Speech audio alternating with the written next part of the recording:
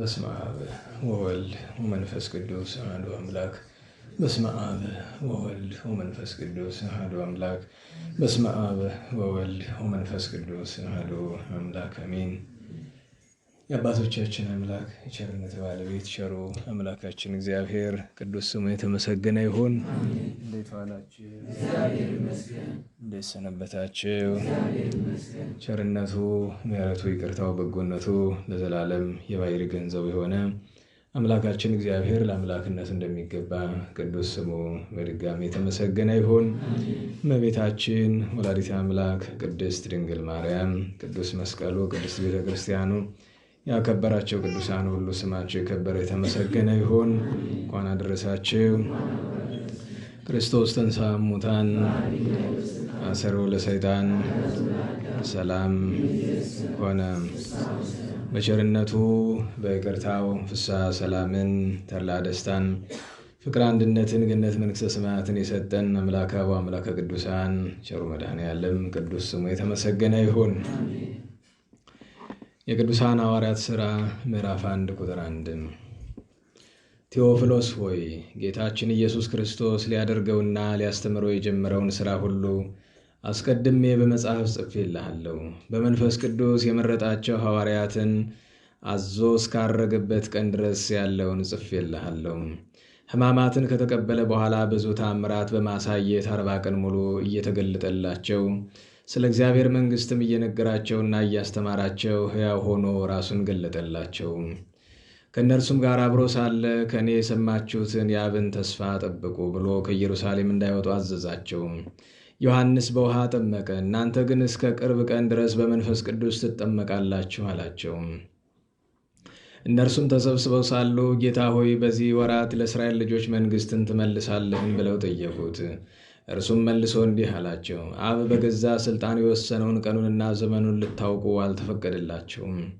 ነገር ግን መንፈስ ቅዱስ በእናንተ ላይ በወረደ ጊዜ ኃይልን ትቀበላላችሁ። በኢየሩሳሌምና በይሁዳ ሁሉ በሰማርያና እስከ ምድር ዳርቻ ድረስም ምስክሮች ትሆኑኛላችሁ። ይህንንም እየነገራቸው ከፍ ከፍ አለ፣ ደመናም ተቀበለችው። እነርሱም ወደ እርሱ እያዩ ወደ ሰማይ አረገ፣ ከዓይናቸውም ተሰወረ። እነርሱም ወደ ሰማይ አተኩረው ሲመለከቱ እነሆ 2 ሰዎች ነጫጭ ልብስ ለብሰው ባጠገባቸው ቆመው ታዩአቸው። እነርሱም እናንተ የገሊላ ሰዎች ሆይ ወደ ሰማይ እያያችሁ ለምን ቆማችኋል? ይህ ከእናንተ ወደ ሰማይ ያረገው ኢየሱስ ከእናንተ ወደ ሰማይ ሲያርግ እንዳያችሁት እንዲሁ ዳግመኛ ይመጣል አሏቸው። ከዚህም በኋላ ደብረ ዘይት ከሚባለው ተራራ ወደ ኢየሩሳሌም ተመለሱ። እርሱም ለኢየሩሳሌም የሰንበት መንገድ ያህል የራቀ ነው። ወደ ማደሪያቸውን በደረሱ ጊዜ ጴጥሮስ፣ ዮሐንስ፣ ያዕቆብ፣ እንድርያስ፣ ፊልጶስ፣ ቶማስ፣ ማቴዎስ፣ በርተሎሜዎስ፣ የእልፌዎስ ልጅ ያዕቆብ፣ ቀናተኛው ስምዖን፣ የያዕቆብ ልጅ ይሁዳም ወደሚኖሩበት ሰገነት ወጡ። እነዚህ ሁሉ ከሴቶችና ከጌታችን ከኢየሱስ እናት ከማርያም ከወንድሞቹም ጋር በአንድነት ለጸሎት ይተጉ ነበር። ስለ ቅዱስ ቃሉ ቸሩ መድኃኔዓለም ቅዱስ ስሙ የተመሰገነ ይሁን። ዛሬ እንግዲህ የጌታችን የመድኃኒታችን የኢየሱስ ክርስቶስ ዓመታዊ የዕርገት ጥንተ በዓል ነውና እርሱን ማስመለከተ እንማራለን።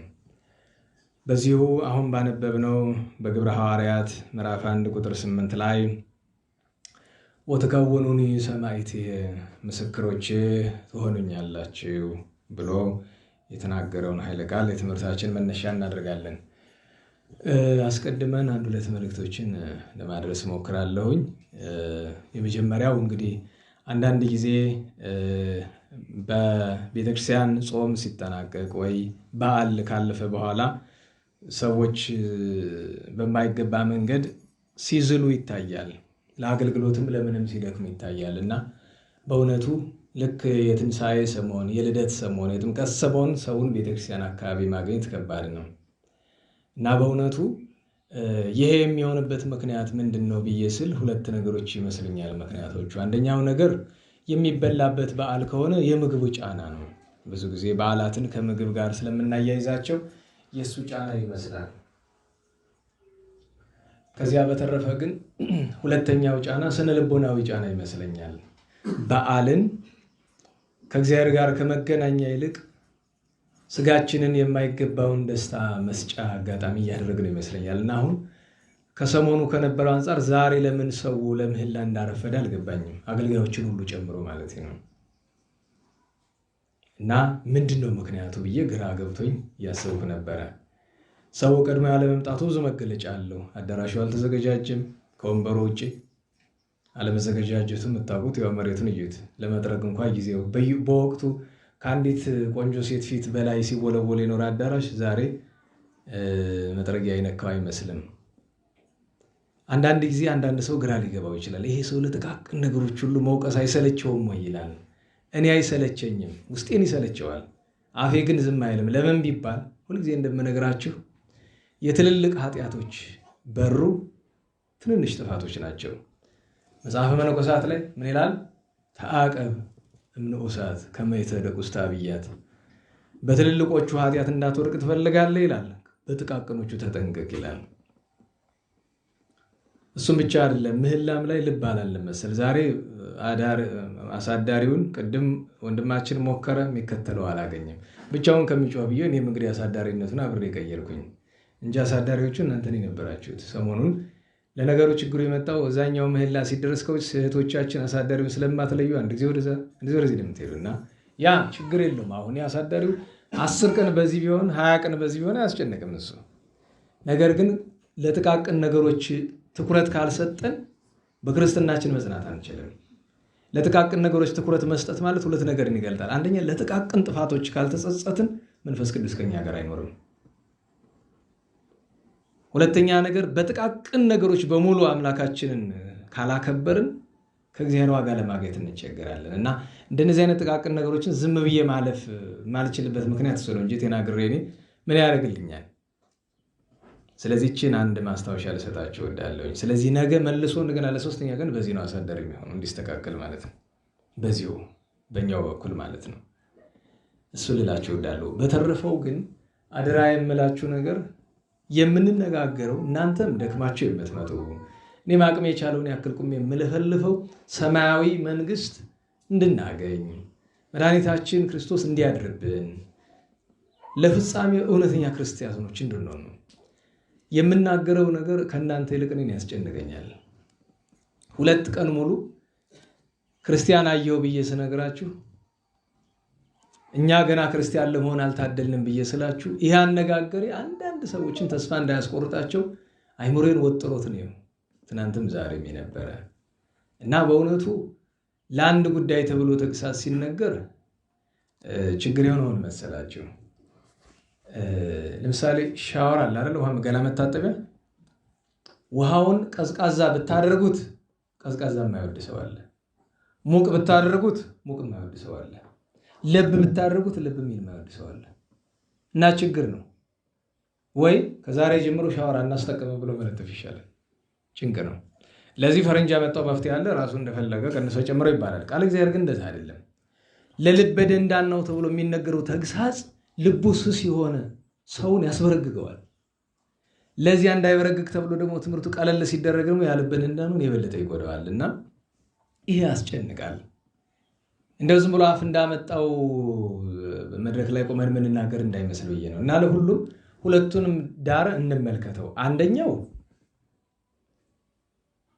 ክርስቲያን መሆን ማለት እንደ ተጻፈው መኖር፣ እንደ ቅዱሳን መኖር፣ እንደ ሐዋርያት መኖር፣ እንደ እውነተኞቹ ምዕመናን መኖር መሆኑን ልብ እንበለው።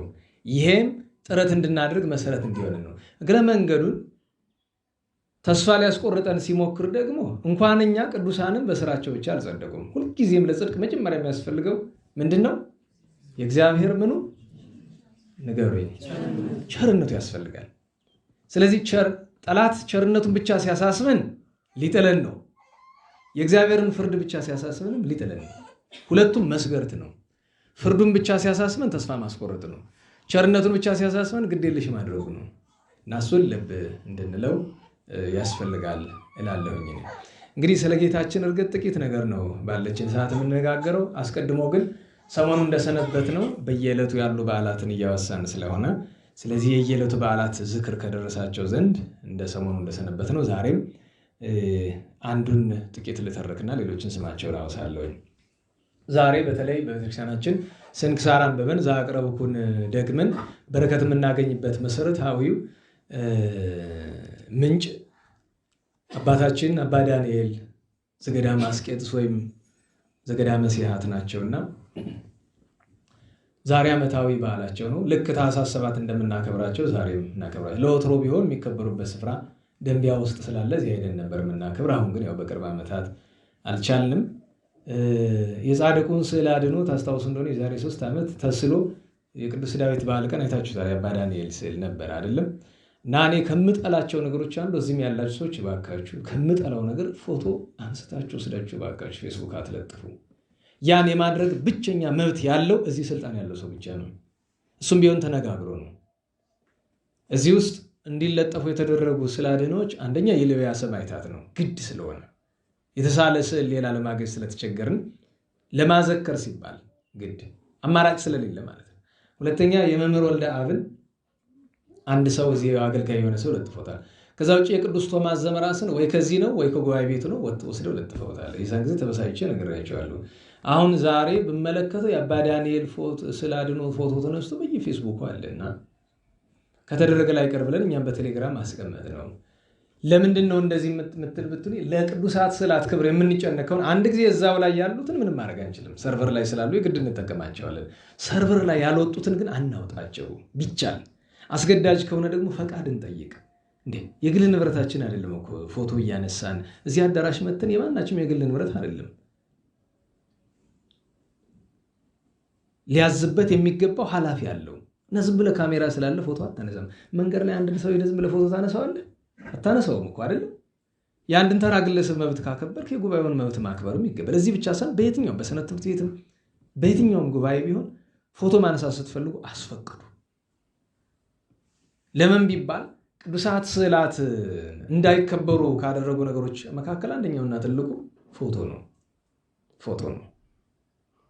በመጀመሪያው የከፋ ነገር ሁላችንም ስልካችን ውስጥ ብዙ ያረባ ነገር አለን። እዛ ውስጥ አይደለ ፎቶ አንስተን የምናስገባው ቆሻሻ ነገር የምናስቀምጥበት ስልካችን ውስጥ እውነት ለመናገር አለ። የአገልግሎት ጉዳይ ሆኖብን ብዙ ስዕለ አድኅኖ አለን። ቢያንስ ግን በጣም ቆሻሻ ነገር እንዳይኖርበት ትንሽ ጥንቃቄ ለማድረግ መሞከር ነው። እንደ ግድ እንኳን ስዕለ አድኅኖ ስልካችን ውስጥ ቢቀመጥ ማለት ነው። እና ዘመን የወለደው ነገርን በሙሉ መከተል ከባድ ነው። ለሁሉም ስለ አባ ዳንኤል ጥቂት እንነጋገር። አባታችን አባ ዳንኤል በዚህ ስም ከሚጠሩ ቅዱሳን ብዙ ናቸው። በዚህ ስም የሚጠሩ ቅዱሳን ያሉ ከነሱ መካከል በአዲስ ኪዳን አብይ ዳንኤል የሚባሉ እኔ ናቸው። ሌሎች ብዙ አባ ዳንኤሎች አሉ። ገዳማውያን የሆኑ ሰማዕታት የሆኑ ሊቃውንት የሆኑ ዳንኤሎች አሉ እና እነኛውን አባ ዳንኤል አብይ ያሰኛቸው ቅዱስናቸው ነው። ታላቁ ያሰኛቸው ከእሳቸው በፊት እኮ በእድሜ የቀደሙ በዚህ ስም የሚጠሩ አበው አሉ እና ታላቁ ዳንኤል ከተባለ ዛሬ እና ታኅሳስ 7 ሁለቱም አንድ ናቸው። እንግዲህ በዳንኤል ስም የሚጠሩ በተለይ በ16 የምናከብራቸው 1-2 ቅዱሳን አሉ። በሌላም ቀን የምናከብራቸው አሉ። እንደገና ያ ታላቁ አርሳኒዮስ ደቀ መዝሙር የአባ አርሳኒዮስን ገድል የጻፈው እና አባ አርሳኒዮስ ጻድቁ እንባው በሚፈስበት ጊዜ እያቋተ ሰሌን ይነክርበት የነበረ አባ አርሳኒ አሁን የዛሬ ሳምንት ወይም ከ5 ቀን በኋላ ዓመታዊ ዕረፍት በዓሉ ነውና አንዱ እሱ ነው። ለምሳሌ ከሱ በኋላ ጥቂት ዘመን እልፍ ብሎ ወይም በዛው ዘመን አካባቢ የተወለደ ይሄኛው ቅዱስ ነው። በልጅነቱ ወላጆቹ መንፈሳዊ ትምህርት አስተምሮታል። ሌሎች መጻሕፍትንም ተምሯል። ገዳም ከገባ በኋላ በገድል ሲኖር አበምኔትነት ከመሾሙ አስቀድሞ አንድ ችግር ገጥሞ ነበረ። በግብፅ ዙሪያ በተለይ በግብፅ ምዕራባዊ አቅጣጫ ያሉ በርበር የሚባሉ ነገዶች አሉ። በርበር የሚለው የአረመኔ ሰዎች ስም ነው፣ የአሕዛብ ስም ነው። ጨካኞች ናቸው። ሰው ካገኙ ስራቸው መግደል ብቻ ነው። በብዙ ግብፃውያን ቅዱሳን ገድል ውስጥ ስማቸውን ታገኙታላችሁ፣ የበርበር ሰዎችን ማለት ነው። እንግዲህ በእንግሊዝኛ ባርባሪክ የሚላል አይደል? አረመኔነትን ለመግለጥ ባርባሪክ የሚለው በዛ ምክንያት ነው የመጣ ይባላል። አረመኔነትን ለመግለጥ እኮ የነገዱን ስም ወስዶ ነው እንደ ቃልነት የተጠቀሙት የሚሉ ሰዎች አሉ። እና መሰረታዊው ነገር በዚያ ወራት ልክ አባ ሙሴ ጸሊምን ያረዱት በርበሮች አይደሉ? መነኮሳትን ገዳመ አስቄጥስን ብዙ ጊዜ አጥፍተውታል። እና በአንዱ ወቅት መጥተው መነኮሳትን ማርከው ሲሄዱ እሱንም ይዘውት ሄዱ። አስረው ወስደው ብዙ አሰቃዩት።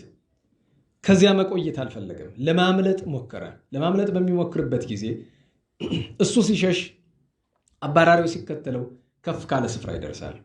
ያን ጊዜ ድንጋይ ይረግጣል።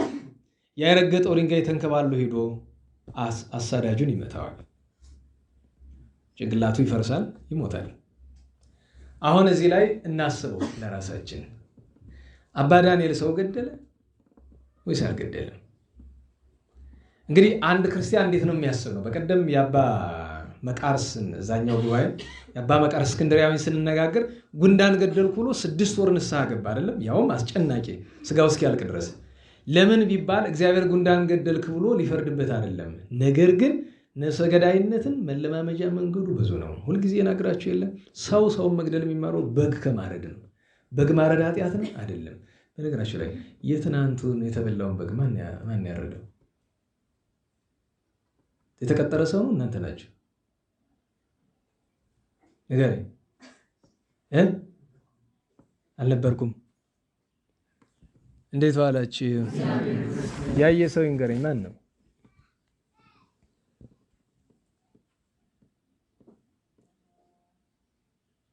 ይኸውላችሁ ስለ ሁሉ ነገር ተናግሬ ላልዘልቀው ይችል ይሆናል። ስለዚህ ጉዳይ አሁን አላነሳም፣ ስለምን እንደሆነ ወደ ዋናው ወደ ተነሳውበት ልምጣ። የሰው ልጅ ሰውን መግደል የሚማረው አንዳንዴ እንስሳት ላይ ነው ብለናል። እንስሳትን አንድ ሰው ወንድ ከሆነ በግን፣ ዶሮን፣ በሬን ማረድ ይችላል። ያን ሲያደርግ ግን ቢያንስ 2 ነገር እርግጠኛ መሆን አለበት። አንድ ጠቢቡ እንዳለን ጻድቅ ሰው ለእንስሳው ነፍስ ይራራል። ፈረንጆች እንኳ ዛሬ ምንም እንኳ በሌላው ነገር አረመኔ ቢሆኑ ከብቶችን ከማረዳቸው በፊት በእርግጥ ጸላዔ ሰናያት ክፉ ትምህርትን ያስተማራቸው በጎ አስመስሎ ህመሙ እንዳይሰማቸው ብሎ የሚያደርጓቸው ነገር አለ። ሲታረዱ እንዳይሰማቸው ብሎ ግን መጥፎ ነገር እንደዛ ሲያደርጓቸው አንዳንዴ ሊሞቱ ይችላሉ። የሞተ ደግሞ መብላት በሐዋርያት ስራ ተከለከለ ነው፣ ሳይባረክ የሞተውን እና አባቶቻችን ሲያሳድጉን እንዴት ነው የነበረ? በግም ዶሮም ለማረድ ሲፈልጉ ምንድን ነው የሚያደርጉ? መጀመሪያ አቡነ ዘበሰማያት ይደግማሉ። ከዛ ጸበል፣ ይሄ ጸበል ሲባል እኛ መደበኛ የምንጠቀምበትን ጸበል ሳይሆን ከቤት የሚቀመጣል ጸሎት የሚያደርጉበትን እሱን ይረጫሉ በአካባቢ። ለምን? ጸላዔ ሰናያት ደም እንደሚወድ መቼም ሁሉም ሰው ያውቃል። ደሙን ሊጠጣው ሳይሆን በዛው ክፋት ለመስራት ይመቸዋል። እና ያን ካደረጉ በኋላ በጉን አጋድመው ባርከው በስርዓት ነው አማትበውበት ነው በስርዓት። ከዛ ቶሎ ነፍሱ እንዲወጣ አያዘገዩበትም። ሲገዘግዙት አይውሉም። ቶሎ ሙያ ከሌላቸው ደግሞ አይነካኩም። እና ያንን ማድረግ ነው እንጂ ማረዱ ኃጢአት ነው አይደለም። አስፈላጊ ስለሆነ ማድረጉ ማለት ነው። እና የአባ መቃርስን ንስሐ ስናየው በጣም የተጋነነ ይመስላል። እንዴት ለጉንዳን 6 ወር ሙሉ ይላል? ያቺ የት እንደምታደርሱ ስላወቀ ነው። ሁለተኛው ነገር በቀደም ብያቸዋለሁ አይደል? ጉንዳኗን የገደላት በበቀል ስሜት ነው። እቺ በቀል ነገ የት እንደምታደርሰው ያውቃል። አባ ዳንኤል ወደ ገዳሙ ተመለሰ፣ ግን ጭንቅላቱ ረፍት ነሳው። ሰው ገላል እያለ ወደዚህ ታሪክ እመለሳለሁ። አባ ዳንኤል ማን እንደሆነ ልንገራችሁ።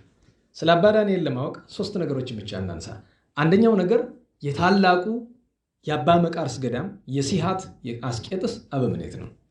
ይሄ ማለት በዘመነ ጻድቃን ከቅዱሳን ሁሉ የተመረጡት ብቻ የሚቀመጡበት ስፍራ ነው።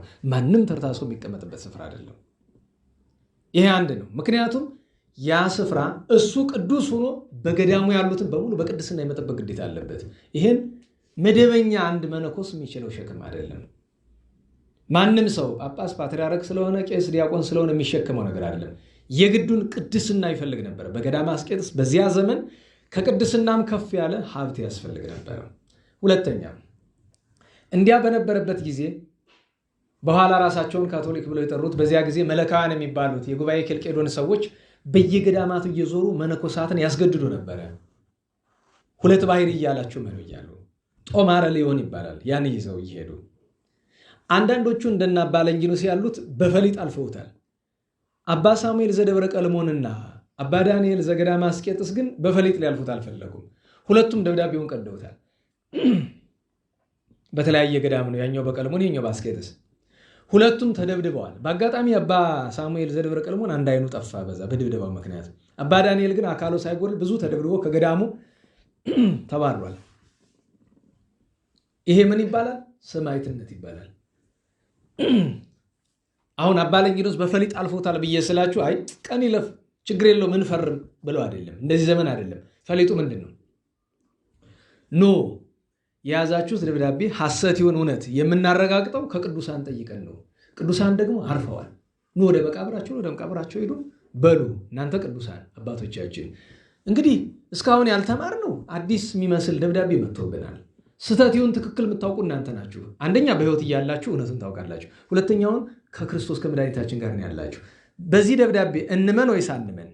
ግን ዝም ብትሉኝ አጽማችሁን አውጥቼ በትነዋለሁኝ። ለሃይማኖት ካልሆናችሁ ለምን ትሆኑናላችሁ ብሎ ተበሳጭተው ተናገሩ። ከዚህ ያሉ ቅዱሳን በአንድ ድምፅ ምን አልባቸው? ይህንን የረከሰ ደብዳቤ ከኛ አርቅ፣ ከሐዋርያት ከሰለስቱ ምዕት ከቅዱሳን ሊቃውንት እምነት ፈቀቅ አትበላላቸው። ይህንን ያደረጉበት ምክንያት እሳቸው አንድ ቅዱሳን ከሞቱ በኋላ ሞቱ ብለን እንዳናስብ ሕያዋን እንደሆኑ እንድናውቅ፣ ሁለተኛ በዙሪያቸው የነበሩ መነኮሳት እምነታቸው እንዲጸና፣ ሶስተኛ ደብዳቤውን ይዘው የመጡት ሰዎች መናፍቃን ስለነበሩ ለማሳመን ነው። ምክንያቱም ደብዳቤውን ይዘው የመጡት ሰዎች ይህንን አይተው ፀጉራቸውን ተላጭተው እዛው መንኩሶ በኦርቶዶክስ ተዋሕዶ አምኖ ቀርተዋል በዛ እንጂ እንደዚህ ዘመን አይቀን ይለፍ እንደበቅ ችግር የለውም ጊዜ ከወለዱ ንጉሥ ከወደደው ጋር እንተባበር በማለት አይደለም። ስለዚህ አባ ዳንኤል መገለጫ ሁለተኛው እሱ ነው። ለቀናች ሃይማኖት ገዳማዊ ጻድቅ አርምሞን ያበዛ ሲሆን በሃይማኖት ጉዳይ ግን ተናግሮ ተደብድቦ ከገዳሙ ተባረዋል። ሶስተኛ መገለጫው ከሱ ቅድስና ባሻገር የብዙ ቅዱሳንን በመጀመሪያ ምስጢራቸውን ይጠበቅላቸዋል። እንደነ ቅድስት አነስጣስያ ያሉ አነስጣሲዮስ ብላ ስሟን ቀይራ 28 ዓመት ይኖረች። እንደነ ቅድስት ዓመተ ክርስቶስ ያሉ ራቆቷን 28 ዓመት በላይ ኖረችው። እንደነ ቅዱስ ምህርካ እኛ ምህርካ የምንለውን ግብጾቹ ማርቆስ ይሉታል። እንደነሱ ያሉትን እብድ መስሎ በከተማ ይኖሩ የነበሩ እንደነ ቅድስት አናሲማ ንግስት አናሲማ ከሮም ግዛቶች በአንዱ ንግስት የነበረችው ቅድስት አናሲማ፣ የሌሎችም ቅዱሳን እንደነ ቅዱስ አውሎጊስ ያሉ ያ ድንጋይ ሲወቅር የነበረ በሕይወት ውስጥ ብዙ ትምህርት አለው። አሁን ንስሐውን መጨረሻ ልናመጣ ነው። እዚህ አባ ዳንኤል ከሮም ግዛቶች ወደ አንዱ እንግድነት ሂዶ እያለ አውሎጊዮስ የሚባል ድሃ ሰው ያገኛል። ይሄ ድሃ ሰው ትሩፍ ነው፣ ፍጹም ነው። የፍጹምነቱ መገለጫ ምንድን ነው? የሚወቅር ደንጊያ። ያንን ይሸጥና በሚያገኘው ገቢ ራቱን ይገዛል፣ ቀሪውን ለነዳያን ይሰጣል። ለነዳያን አካፍሎ ራት ብቻ ገዝቶ ከራቱ የተረፈውን እንኳን ለውሾች ይሰጣቸዋል እንጂ ከቤቱ ምንም አያድርም። ይሄ ነው ፍጹም ያሰኛል። እንዲህ ያለ ሲኖር አባ ዳንኤል ጋር ይገናኛል። አባ ዳንኤል ስራው ደስ አለውና ጌታዬ ይሄ ሰው በድህነቱ የኔ ያህል ደግነት ካደረገ ሀብት ይኖረውማ ምን ያህል ይሰራ ይሆን ብሎ አሰበ፣ ጸለየ። ጌታችን መጣና ምንድነው የምትለኝ ወዳጄ ዳንኤል አለው። አይ ይሄ ሰው ድሃ ነው፣ በዚህ ድህነቱ ጥቂት ድሆችን ያበላል። ብዙ ሀብት ብትሰጠው እኮ ብዙ ድሆችን ያበላ ነበር አለ። ጌታችን መልሶ ገንዘብ ከሰጠውት በኋላ ቢበላሽሳ ዋስ ትሆነዋለህ አለው። አባ ዳንኤል እዚህ ላይ መንቃት ነበረበት። አይ እዋሰዋለሁ እኔ የመሰለ ደግ ሰው ያልተዋስኩ ለማን ልዋስን ይላል። እዚህ ላይ የካህናትን ዕዳ ማወቅ ይገባል። ካህን የነፍስ ልጅ ሲይዝ እየተዋሳት ነው ያችን ነፍስ። ያ ማለት በዚያች ነፍስ ፈንታ እኔ ገሃነም እገባላታለሁ ብሎ ነው። እንደዚህ ካየነው በዚህ ዘመን የሚጸድቅ ካህን ከተገኘ እንጃ እሱን ላስፈራራሁት አይደለም፣ ግን እውነትን ነው። የነፍስ ልጅ ፍለጋ ያለው ሩጫ አንዳንድ ቦታ በተለይ እነዚህ ትልልቆቹ የድሮዎች አቤት አቤት አቤት ካለመማር አለማስተዋል ምን ያህል እንደሚጎዳ ሳስበው ይገርመኛል። የነፍስ ልጅ ለማብዛት ያለውን ሩጫ ስመለከተው የአባ ፋቁኤልን ታሪክ አታውቁትም? ልጅ አልይዝም ብሎ እመቤታችን መጣ እንኳን እስክትገርፈው ድረስ እንዲህ ብሎ ለምን ይመስላችኋል? ሐቁን ስለተረዳ ነው። እንዲህ ሲባል ደግሞ ጨርሶ የንስሐ ልጅ አንይዝም ያሉ አንድ ሁለት ካህናት አውቃለሁ። ይሄም ራሱ ዕዳ ነው፣ ገሃነምን የሚያስገባ። ምን ብለህ ቅስናውን አመጣኸው ታዲያ ምን እንሁን ትለኝ እንደሆነ መጥ ነው እና ደግሞስ በስርዓት ያዘው። እሱን ማስተዋል ይገባል። አባ ዳንኤል እዋሰዋለሁ አለ። ከዚያ በሌላ ቀን ደንጊያ የሚወቅረውን ሲቆፍር ድስት ሙሉ ወርቅ አገኘ። ያን ቀጥ ብሎ ይዞ እንደው አላሰበበትም። ቁስጥንጥንያ ሂዶ ከንጉሥ ዘንድ ሂዶ መኮንን ሆኖ ተሾመበት። አባ ዳንኤልን ሰምቶ አዘነ። ሄደ ሊያጣራ ቢሄድ ወታደሮቹ ደብድበው አባረሩት። የአውሎጊስ ትልቁ ነገር እንድናስተውል የሚያስፈልግ ነው። ደህና ዋላችሁ።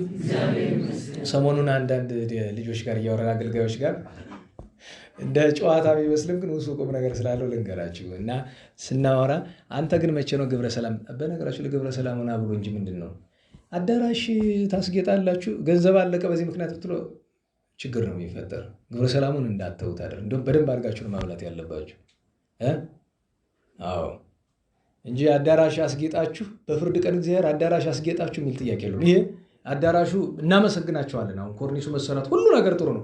እቺ ግን ለእኛ ምቾት ናት። ቤተክርስቲያን ውስጥ እንደሆነ ሊሾ ይደረጋል እንደማትጠብቁ ስፍራ ብሎ አለ። ቤተክርስቲያን ማስጌጥ ስራ እሱ ሁሉ እግዚአብሔር አይወደውም። ቤተክርስቲያን የምታስጌጠው ለማን ነው? ለራስ አይን። እግዚአብሔር ጌጥ ይፈልጋል። እንዴት ዋላችሁ?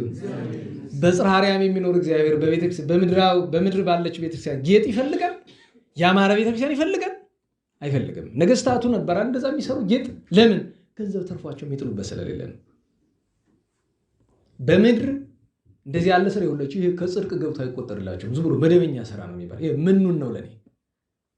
ቀለም አስቀባችሁ አላስቀባችሁ፣ ኮርኒስ ተቀየረ አልተቀየረ ምን ያደርጋል?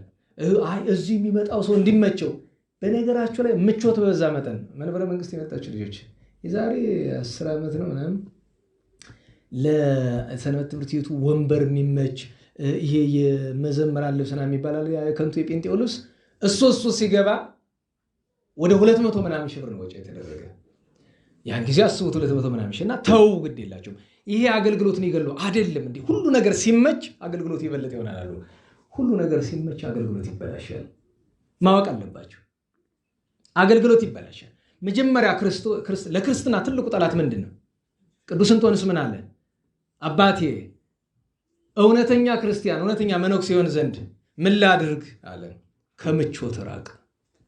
ምቾት ጠላት ነው። በምን አመጣው ብላችሁ ብትሉኝ ነገሩን ያመጣሁት በሌላ ነው እየተናገርኩ ነበርና ይሄ እንግዲህ ሪፖርት ፈልጋለሁ ስንት እንደወጣበት ይሁሉ ኮተት ለሌላው አይደለም፣ ለመተማማቱ ለምኑ አይደለም። ሪፖርት የምፈልገው ለምንድን ነው? ለወደፊቱ ትምህርት ይሆናል። ድጋሚ እንዳይታደስ መከላከል አለብኝ። በጣም ብዙ ገንዘብ ወጥቶበት ከሆነ ለምን ድሃ እየተራበ እዚህ ቀለም እንቀባለን? እኛ ተስማምቻለሁ እኮ መጀመሪያ። አሁን ዝም ብዬ ዛሬ ድንገት ሰምቼው አይደለም እኮ ልናድሰው ነው ሲሉ ተስማምቻለሁ። ነገር ግን ኋላ ወጪውን አይቼ ለወደፊቱ እርማት ይሆነናል። አለቃው አለ የለም፣ ሰሞኑን 2 ቀኑ ነው ነጥብ ያዙ እናወርደዋለን ከፈለግ በምን አመጣኸው ብትሉኝ ግብረ ሰላም በሚለው ነው። ግብረ ሰላም እና ሁላችንም ከቻልን እንደ አንዳንድ ካህን ይህን ብዬ ስናገር እዚህ በፊት ነግሬያቸዋለሁኝ። ለራሴ ፈልጌው እንዳልሆነ ታውቃላችሁ። ወርቅ ብታነጥፉ አልመጣም። ምንም ለራሴ አይደለም፣ ለእናንተ ጥቅም ነው። በታምረ ኢየሱስ የተጻፈውን ነገር ታውቃላችሁ። ጌታችን በ40ው ቀን ጌታችን መጽሐፈ ኪዳንን ሲያስተምራቸው አንድ ነገር ነግሯቸዋል አይደለም? ስርየተ ኃጢአት ያገኝ ዘንድ አንድ ሰው ማድረግ ካለበት ነገር ውስጥ መካከል አንዱ ነዳያንና ካህናትን። ምክንያቱም የካህናት ርስታቸው ምዕመናን ስለሆኑ እና ነገሩ የተነሳ ምንድነው እንደ ጨዋታ ተደርጎ ግብረ ሰላም አታበላም ወይ አሉኝ። አይ እኔ እንኳን አላበላም ብዬ ስለምን ሲባል አይ እኔ ባለ 50 ጠብቄ አንድ ጊዜ ለምን ጋብዛለሁ? ዓመት እስከ ዓመት ጉባኤያችን ስራው እሱ ነው፣ ችግር የለውም ብያልኩ። ይልቅስ እናንተ ምን አለ ግብረ ሰላም ብታበሉ ካህናት፣ ዲያቆናት እያልኩ እኛ እንዴት ብለን እናበላለን? ለምን ስላቸው ምን አለን ብለው ሲሉ ስለሌላችሁ ሳይሆን የድሃ ሜንታሊቲ ስላላችሁ ነው። ያቺ የእውነት ከፍቷቸዋል። ስለከፋቸው አልገረመኝም። ለምን ሀቅናት። በነገራችሁ የድሃ ሜንታሊቲ ያለው ድሃ ብቻ አይደለም። የድሃ ሜንታሊቲ ምን ማለት ነው? ሁልጊዜ የለኝም ማለት። ሀብታም አለኝ ይላል። እንዴት ዋላችሁ? እሷንም ብጠይቀውት የለኝም አይደል? እኔንም ቢጠይቁኝ የለኝም። ሀብታሙንም ቢጠይቁት የለኝም ነው። የድሃ ሜንታሊቲ ይባላል። ሀብታም በምንድን ነው የሚታወቀው? ባለጠጋ ሰው ተመስገን ነው። ልክ ያለ አይደለም። ያጌሾ ነጋዴ አጤ ፋሲል መንገድ ጠፍቷቸው አደን ሄደው ሰራዊታቸው ተለይተው ያገኙት ጌሾን እገዛለሁ ና እኔን ሸኝኝ መንገድ አሳየኝ ብለውት እየሄዱ እንደው ምን ትፈልጋለህ? ምን ላርግልህ ስለው ምንም አልፈልግም፣ እግዚአብሔር ሁሉ ሰጥቶኛል፣ ሰርቼ እበላለሁ፣ ምንም አልፈልግም፣ አንዲት ነው የምፈልግ ንጉሱን ባያቸው በወደድኩ እንዳላቸው ማለት ነው አይደል? ኋላ ከሰራዊታቸው ሲደርሱ ሰራዊት በሙሉ ድፍት አለ። አሁን እሳ ንጉሱን አያቸው አለ። ጌታው አላየኋቸውም። ይሄ ሁሉ ሰው የሰገደ ለማን ነው ሲሉ እዛ ውስጥ ያልሰገዱ ሁለት ሰዎች ናቸው። እሳቸው እነሱ ጌታው ሲመስለኝ ወይ ለእርሶ ወይ ለእኔ ይመስላል ብሎ እንዳለው ነው። እና አለኝ ነው። ከሌለ ደግሞ ለእግዚአብሔር ሲሆን ለሰው ሲሆን አለኝ ነው። ለእግዚአብሔር ደግሞ ደቂቅ በሆኑ በክሙ ዘንበላል። አሁን ሰሞኑን ረከበ ካህናት አይደል የሚበላ ነገር አላችሁ ከሌለስ ወይ ቤልዎ አልቦ የለም አሉ። ለእግዚአብሔር ሲሆን ደግሞ ከሌለ ጌታ ሆይ ትሩፋት የለኝም፣ ትዕግስት የለኝም፣ ትትና የለኝም፣ እንባ የለኝም፣ ተነሳይ ልቦና የለኝም፣ ፍቅር የለኝም፣ ምጽዋት መስጠትም የለኝም፣ ስጠኝ ነው። እና እኔ ድሃው በማን ነው የሚቀና? በሀብታሙ። ሀብታሙ በማን ነው የሚቀና? በሁለት ነው የሚቀና። እሱ ደግሞ አንድ በድሃው ይቀናል፣ በሰላሙ በእንቅልፉ ይቀናበታል። ቅዱስ ሰሎሞን ጠቢቡ ሰሎሞን ጥዑም ንዋሙ ለገብር እምህዳ ጠበላ ወመብዙ ሀበላ እያለ ሰሎሞን ጠቢቡ በድሃው ይቀና ነበረ አይደል? ሁሉ ከንቱ ከንቱ ንብረቱ አለ ኋላ መጨረሻ ላይ። ሀብታሙ እንደ ድሃው በአንድ አይደለም ይቀና። ወደ ታች በድሃው ሰላም ይቀናል፣ ወደ ላይ ከሱ በሚበልጠው ሰው ገንዘብ ይቀናል። አይጠግብም። ይገርማችኋል 100 ሚሊዮን 50 ሚሊዮን ያላቸው ሰዎች አሉ። 1 ምናምን ቢሊዮን ያለው ኢትዮጵያዊ ያለ በብር ደረጃ 3 ቢሊዮን ምናምን ያለው አለ። አይጠግቡም። አዲስ ነገር ለመጨመር ምን ሊያደርግላቸው ነው? ይሄ ምን ይባላል? የድሃ ሜንታሊቲ ማለት ይሄ ነው። ባለጠጋ ሰው በቃኝ የሚል ከዛ የተረፈው ለድሃ መስጠት። አውሎጊስ እኮ እንደዛ ነው አይደል? አውሎጊስ ተርፎን ይሰጣል። በእግዚአብሔር ፍርድ መግባት ችግር ነው። አውሎጊስን እንደዚያ በሆነበት ጊዜ ጌታችን መላእክት ልኮ አባ ዳንኤልን ዘቅዝቆ አሰቀለው ከሰዓት ዳር። ወዳጄን መልስልኝ አጥፍተዋል አለቀሰ አባ ዳንኤል። እመቤታችንን ጠራ። እመቤታችን መጣች። ለዚያ ነው ሶበሳለ ሀቤኪ ዘስመኪ ሰሚ በይንተ አውሎጊስ ማይመሚ አይጋረ ክርስቶስ ሎቱን ዘትስሚ በከመ አድኃንኪ ነፍሰ ዳንኤል ቀዳሚ አድኖቴ ማርያም ደግሚ ነው መታ። ጌታ በአምሳለ ሕፃን ከዙፋኑ ተቀምጦ እመቤታችን በአምሳለ በእርግጥ እርሱም እንደ ሕፃኗ ነው። እመቤታችን እናት ናት። የጌታችን እግሩን እየሳመች ልጄ ሆይ ለእኔ ስትል ማርልኝ ብላ ይቅርታ አሰኘች። እመቤታችን ሁለተኛ በልጄ ፍርድ አትግባ ብላቸዋለች። መልአከ እግዚአብሔርም እንዲያ ብሏቸዋል። ከዚያ በዓታቸው ገብቶ አለቀሱ። ጌታ ሆይ ምን እያሉ? ወደ ድህነቱ መልሰው ወደ ድህነቱ መልሰው ልመናቸውን ሰማቸው። ንጉሱ ሞተ፣ ሌላ ንጉስ ነገሰ፣ አባረረው። አንድ ቀን ሲሄዱ ደንጃ እየወቀረው ድሮ ቅድስና አገኝታ በአንተ ምክንያት ሁሉ ተሰቃይቻለሁ ብሎ ሁለተኛ እንዳይደግም ብሎ መክረውታል ይባላል። እሱም ቅዱስ ነው፣ በቅዱስና ማዕረግ ደርሷል። የነዚህን ቅዱሳንን ምስጢራቸው የሚጠበቅላቸው ምስጢራቸውን ጠብቀው መገለጥ ባለበት ጊዜ የምህርካን ለሊቀ ጳጳሳቱ የቅድስት አናሲማን ለመምኔቲቱ ቅድስት አናሲማን በ11 እናከብራታለን። የሮም ንግስት ነበረች። እነዚህ ይህም በማድረጋቸው የቅዱሳን ታሪክ ከጠረዙ በኋላ ደግሞ ከተማሪዎቻቸው መካከል አንደኛው ከከዊነ ሰዓት ማዕረግ የደረሰ ልጃቸው አባ ዮሐንስ ዘቡርልስ ነው። ቅዱስ ዮሐንስ ዘቡርልስ ይኸውም ስንክሳርን ያዘጋጀው አባት ነው። ስለዚህ የዚህ በረከታችን እንደኛ እንደ ነገረ ቅዱሳን ትምህርት እንኳን እንደ ዝክረ ቅዱሳን በረከታችን መሰረታችን ልንላቸው ይቻለናል። ታዲያ ስለ አባ ዳንኤል 1 2 3 ነገሮችን እናወራ። አንደኛው ነገር እዚሁ ስንክሳር ላይ የምታገኙት አለ አይደለም። አንድ ሽፍታ ከደብረ ሲሃት ማዶ የነበረውን አጥሩ ጥብቅ የሆነውን የደናግል ገዳም መበርበር ፈለገ አይደል? መዝረፍ ፈለገ። ግን ማን ይክፈትለት? አጥራቸው ጥብቅ ነው። ሲመራመር ያች በር የምትከፈት ለአባ ዳንኤል ብቻ ነው። ስለዚህ ምን ችግር አለ? አባ ዳንኤል መምሰል ነው። ምን መስሎ ወጠምሻ ቢሆን እሳቸው በገድል የደቀቁ ቢሆኑ ግን ብቻ እሳቸው መስሎ ገባ። እግር ታጠቡ፣ አይነ ስውር ነበረች። በጣቢው በነገራችሁ ላይ የጣቢ ምናምን ስንል አንዳንድ ሰው ይገርመዋል አይደል? ይኸውላችሁ ላደለው የማንኛውም ሰው እግር ጣቢ እሱ ባይቻል ደግሞ እኔ አይቻቃለሁ። አንድ ጊዜ አንድ ስፍራ ላይ ቅዳሴ እየተቀደሰ አጋጣሚ ከመቅደሱ ብዙ ሰው ነበር። እኔ አጋጣሚ ነበርኩና ልቀበል ገብቼና አንድ ሰው እጅ አስታጠበ። እዚያ ያሉት ትልልቅ አበው ገብተዋል። ሰው ምንነታቸውን የማያውቃቸው ግን ያው የማይታዩ ሳይሆን የሚታዩ ናቸው። ከታጠበ በኋላ ወደ ሃይላንድ ጣቢውን ከቶ ከቅዳሴ መልስ ይዞት ሄደ እና ያንን ይጠጣ ነበር። ሆዱን ያመው ስለነበር የሰውና እጅና የእግር ጣቢ መቼም እንደ ሳይንሱ ከሆነ ማድን በሽታን የሚሰጥ አይደለም። እንደ በመንፈሳዊ ግን እምነት ይጠይቃል። እዚህ ታልነገርኳችሁም ከግሸን ደብረ ከርቤ ከግድማደ መስቀሉ እግር የሚወጣ ጸበል አለ። ብዙ ጊዜ በክብረ በዓል አግኝታችሁት ይሆን አላውቅም። ባዘቦት ቀን ግን ደጋጉ እየሄዱ ያመጡታል። እንዴት እንደሆነ አላውቅም። በአካል የሚገኝ ነገር ግን አላውቅም። ብቻ ይዘው መጡና አንደኛው መጥተው ይህን ጠጣ፣ ታምሜ ነበር በጣም እና ይህን ጠጣ ብለው አሉ። በስመ አብ ሲከፈት ጠረኑ ማለት ነው። በእውነት አይባልም። እንደዚያ አይነት የሚሰነፍጥ ለአፍንጫ መጥፎ ጠረን እኔ እንጃ ብዙ አያጋጥምም። በጣም መጥፎ ነው ጠረኑ። እንግዲህ ኃጢአተኛ ስለሆንኩ ይመስለኛል። ለእሱ የሚሸተው እንደዛ አይደለም፣ ለእኔ የሚሸተው ደግሞ መጥፎ ጠረን ነው። ይሄን ጠጣው፣ አይገኝም በልዩ ምክንያት ካልሆነ ብሎ ሄደ። እንዴት ብሎ ተከፍቶ ስለዘጋሁት እንኳ ቤቱ የመቃብር ቤት ማለት ነው። እንዴት ብዬ ልግባበት? ቤቱ ራሱ አላ በቃ ሳስብ አደርኩና በጧት በቃ ላስፈቅድ ብዬ መልእክት ላኩኝ። መልእክቱ ምንድነው? ልቀባው ይፈቀድልኝ፣ ኃጢአት አይሆንብኝ፣ ትእዛዝ ከማፍረስ አይቆጠርብኝ፣ በቃ ልቀባው። መቀባቱም ችግር ነው፣ የጠር ነው አንፃር እንደዛ ብዬ ስለው ምንም የሚል መልስ መለሰልኝ። ጥሩ እንግዲህ ያው ግን የተወሰነውን ተቀብተ ጨከን ያለ እውነተኛ ክርስቲያን ካለ የምታስተምራቸው ውስጥ እሱ ይጠጣው ብሎ አለ። ሳስብ አንድ ሰው መጣልኝ እዚህ ውስጥ አሁን እንኳን የለም አጋጣሚና ስለሚያመው በጣም እንደዛ ብዬ ግን እያመነታው እያለ በሚቀጥለው ቀን ስከፍቶ በጎ ጠረን ወጣ። ውስጡ ላይ ነበር የሚያስፈራራው ነገርም የለም እና ግራ ገብቶኝ አሁንም መልእክተኛ ስለ ገና ሳይናገሩት ሳቅ አለ። ምንድነው ሲባል ጣፈጠለት አይደል? ተለወጠለት። በልሻውን ጠጣው። ያችን ግጥም አድርጌ የጠጣው መቼም ይሄ ምንድነው አንድ ዲያቆን አለ የሚባለው አለ ቁጭ ብለን እየተነጋገርን የፍልሰታ ነው አድርሽኝ እየጠጣን እስኪ ታምር እንነጋገር። ታምር ሁሉ ዲያቆን ማህበር ነው ተብሎ አድርሽኝ ድሮ ነው 15 ዓመት እንደዛ በፊት ለካ 15 ዓመት ድሮ አይደለም ነው ድሮ ነው ጥንት ነው። እሺ እና ሁሉ ታምር ሲያወራ እኔ ያው በእድሜ ጎረበጥ ያልኩ ሆኜም ይሆናል ወይ ደግሞ አስተማሪ ብለውኝ ይሆናል መጨረሻ ነው የተናገር። ሁሉ ሲናገር አንዱ ዲያቆን ሲያዳምጥ ቆይ አሁንም አለ ዲያቆኑ እና እኔ ተናግሬ ጨረስኩኝ።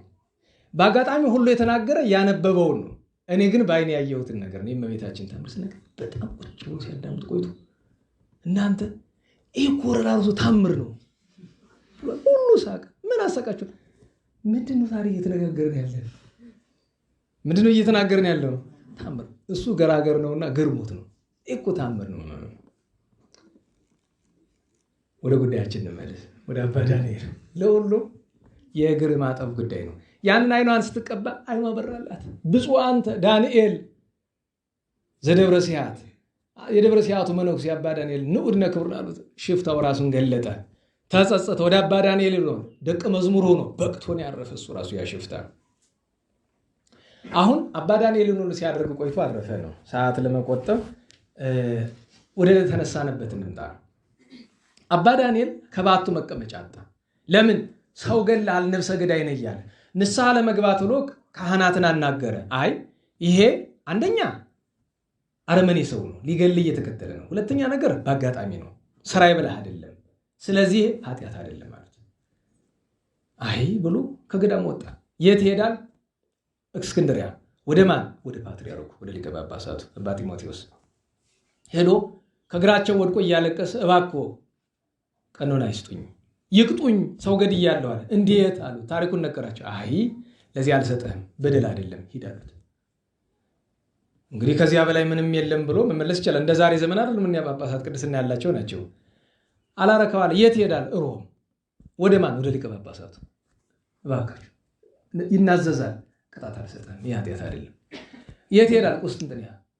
የት ይሄዳል እያለ በዓለም ያሉትን በሙሉ ሊቃነ ጳጳሳት አዳረሳቸው። ኢየሩሳሌም አልቀርም፣ ኤፌሶን አልቀርም፣ አንጾኪያ አልቀረው፣ ከሁሉም ሄደ። እረፍት አላገኘም። መጨረሻ ቀጥ ብሎ የት ይሄዳል? እስክንድሪያ። ግን ወደ ጳጳሱ አይደለም፣ እንደወትሮ ፍርድ ቤት፣ ስጋዊ ፍርድ ቤት ማለት ነው። ምንድን ነው ሲለው ልከስ መጥቼ ይለዋል። ማንን ሲለው ራሴ። እንዴት ነው ራስህን የምትከስ? ሰው ገድያለሁ። እንዴት? ታሪኩን ነገረው። አባት ሆይ ይሄ ነፍሰ ገዳይነት አይደለም፣ ይልቅስ ሂድ በሰላም ወደ ባት፣ እባክህ ጸልይልኝ፣ ግን ዳግመኛ ፊትህን ማየት ስለምፈልግ ከዚህ በኋላ 7 ሰው እንደዛ አይነት እንድትገል እፈልጋለሁ፣ ድጋሚ እንዳይህ አንተን ወድጄሃለሁና ብሏል። በቃ ተስፋ አጣ። ሄዶ ከባቱ ቁጭ ብሎ አንድ ሐሳብ መጣለት። ጌታዬ ሰዎች ሁሉ ኃጢአት አይደሉም ቢሉኝም ጌታዬ አንተ ግን በፍርድ ቀን እንዳትቀጣኝ እፈራለሁ። ስለዚህ አንተ ባወክ ይህንን አደርጋለሁ አለ። ከተማ ሄደ። ከራስ ፀጉር እስከ እግር በቁስል የነደደ ድሃ ተሸክሞ ወደ ባቱ አመጣ። እንደ ተሸጠ ባሪያ ደግሞ ጠባይ አስቸጋሪ ነው። ይዛ እየወደቀ እየተነሳ እስከሚሞት ድረስ አገለገለው። እያጠበ እያበላ እየተንከባከበ አንዲት እናት ተወዳጅ እናት ለልጇ የምታደርገውን ሁሉ አደረገለት። ያ ሲያርፍ ሌላ ድሃ እንደገና እንደዚህ አይነት አመጣ። ልክ ያንን ሲጨርስ ማለት ነው አይምሮ ሰላም አገኘ። እንግዲህ የአባቶቻችን ሕይወት ለእኛ ትምህርት ነው። በእርግጥ እውነት ለመናገር አባ ዳንኤል ጸጸቱን ተቆጣጥሮት ነው እንጂ ተስፋ ያስቆርጠው ነበር። ይህ ሁሉ ይዞርበት ናናው ትልቁ ነገር ከእግዚአብሔርም ተስፋ ከእግዚአብሔርም ምሕረት ተስፋ ለመቁረጥ ነው። ሁለተኛው ነገር ደግሞ ያው እንደ አባታችን እንደ አባ ዳንኤል አንዳንድ ነገሮችን ቀለል አድርጎ አለማየትም ጥሩ ነው። እግዚአብሔር አምላካችን የአባ ዳንኤልን በረከት ያሳድርብን። አባ ዮሐኒ አቡነ ተክለ ሃይማኖትንም አቡነ ኢየሱስ ሞዓ ወላዲ አእላፍ ቅዱሳን ሁለቱንም ያመነኮሱ አባታችን የደብረ ዳሞ ከአቡነ አረጋዊ 5ኛው አበምኔት ዓመታዊ የዕረፍት በዓላቸው ነው ዛሬ። በደብረ ዳሞ ከተነሱ ቅዱሳን ከአቡነ አረጋዊ በኋላ የአባ ዮሐኒን ያክል ስመጥር ጻድቅ የለም። ብዙ ቅዱሳን ዛሬም አሉ በአጸደ ሥጋ እንኳን። ደብረ ዳሞ መካነ ቅዱሳን ነው ጥንትም ዛሬም እና ከነዚያ መካከል ግን ከአቡነ አረጋዊ ቀጥሎ ከነ አቡነ ማትያስ ከነ አቡነ ዮሴፍ ቀጥሎ በጣም ከፍተኛ ስም ያላቸው አባ ዮሐኒ ናቸው። ታሪካቸው በገድለ አቡነ ተክለ ሃይማኖት በገድለ አቡነ ኢየሱስ ሞዓ ይገኛል። የራሳቸውን ገድል እንኳን እስካሁን ስላልታተመ ከገዳሙም ሄደን ነበረ፣ ወደ ላይ ለመውጣት አልተቻለንም እና ለመጠየቅም በክብረ በዓል አይመችም እና እዛ ከደብረ ዳሞ የሚወጣበትን ገመድ አይታችሁት ይሆናል። የክብረ በዓሉ ነበርና የአክሱም ዳር ጽዮን ሰው በገመድ ለመውጣት ስትወጡ እንግዲህ በአንዱ ታስራችሁ በአንዱን ይዛችሁ ነው። ሰው ከሰው ብዛት የተነሳ በሁለቱ ሊመውጣት እኔ ቆሜ 3 ሰው ወደቀ። ግን በጻድቁ ተአምር እዛ አለት ላይ ወድቀው ደህና ሆኖ ኋላ አላርን ፍርሃት አላ አይ ጻድቁ ይኸው እዚህ ድረስ መጥቻለሁ ላይ ሳትወጣ አይበሉኝ ይበቃኛል። ይኸው እናቶት ኪዳነ ምሕረት አለች አይደለታች የሴቶች ገዳም እናታቸው የተቀበረች ኋላ ስለ ክብሯ ከላይ ነው አይደለም። ግን ገዳሙ ይኸው እዚህ ደርሻለሁ ጻድቁ ይኸው በረከት አግኝቻለሁ። እንግዲህ ሰው ደግሞ ሄደ ነበረ ቢለኝ ለምልክትና ፎቶ አንሳኝ ፎቶ አይደል ተነሳነ በቃ ተመለስነ። እንደዚያ ነው። አላ አልወጣሁም ስላልወጣሁም ገድላቸውን ለመጠየቅ ለማግኘት እንኳን ይከብዳል። በዛ ወቅት ከ16-17 ዓመት በፊት ግን እንደዚያ ነበር። እግዚአብሔር በረከታቸውን ያሳድርብን።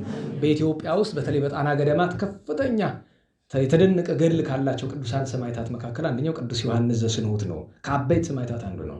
ታሪኩ ስንክሳር ላይ ትናንት አዳምጣችሁታል ሲነበብ። ዮሐንስ ዘስንሁት፣ ቅዱስ መክሲሞስ ዓመታዊ በዓላቸው ነው። የጌታን ዕርገቱን ነገር አጭር እናድርገው።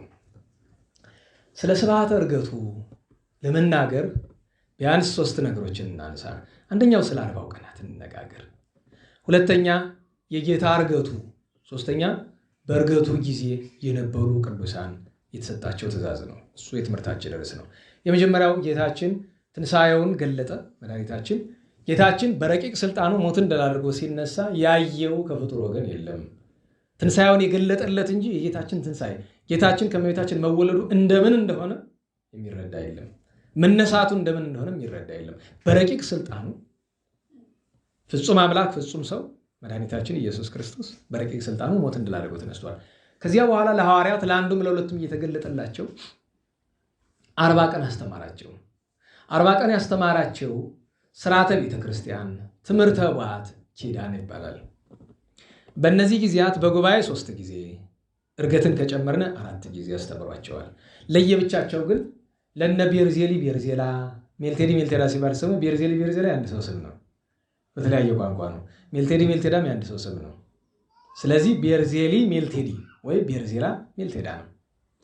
ለቅድስት ማርያም መግደላዊት፣ ለማርያም ማርታ፣ ለዮሐንስ ወልደ ነጎድጓድ፣ ለቅዱስ ጴጥሮስ ከ12 ሐዋርያት ለእያንዳንዱ ከአርድእት ለእያንዳንዱ እየተገለጠላቸው 40 ቀን ቆየ። አባቶቻችን ለምንድን ነው 40 ቀን የቆየ ይላሉ።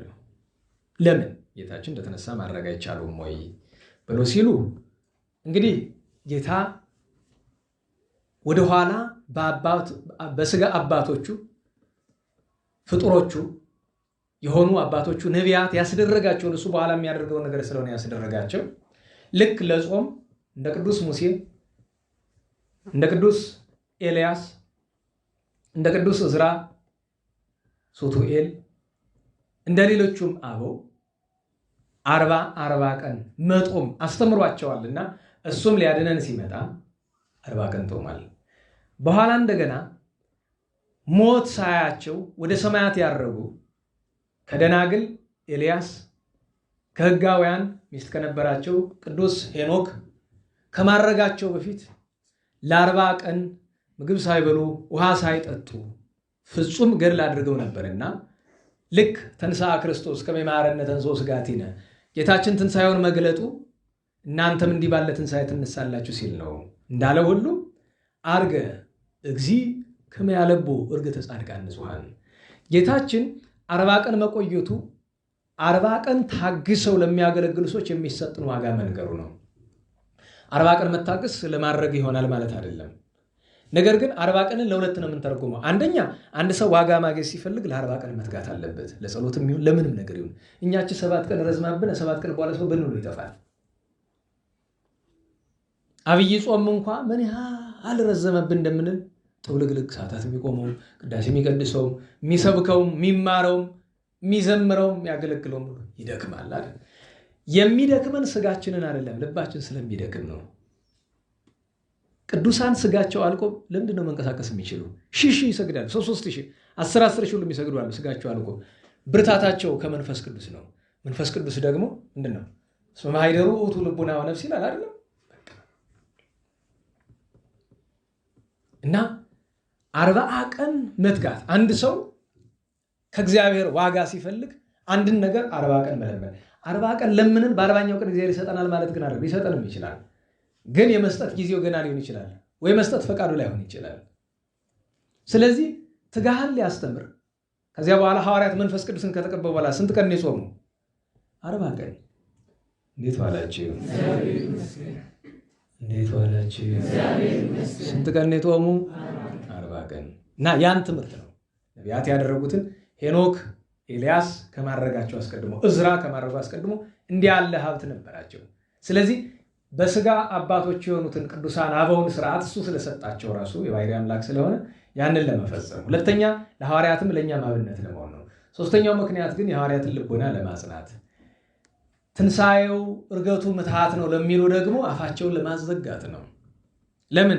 ትንሣኤውን የገለጠ ጌታ ለሐዋርያት ለአርድእትና ለቅዱሳት አንስት ብቻ አይደለም፣ ትንሣኤውን ለጲላጦስም ገልጦለታል። ለጲላጦስ እንግዲህ መስፍን ነው አይደል? ገዢ ነው። ጲላጦስ ለማን ነገረው? ለጢባሪዎስ ቄሳር፣ ለነገስታት ሁሉ ጌታ ትንሣኤውን አስረድተዋል፣ በፈሊጥ ማለት ነው። ስለዚህ ትምህርተ ኅቡዓትን፣ መጽሐፈ ኪዳንን፣ ስርዓተ ቤተክርስቲያንን እያስተማራቸው 40 ቀን ቆየ። ይህ አንደኛው ነው ባጭር። ትምህርተ ኅቡዓት ምንድን ነው?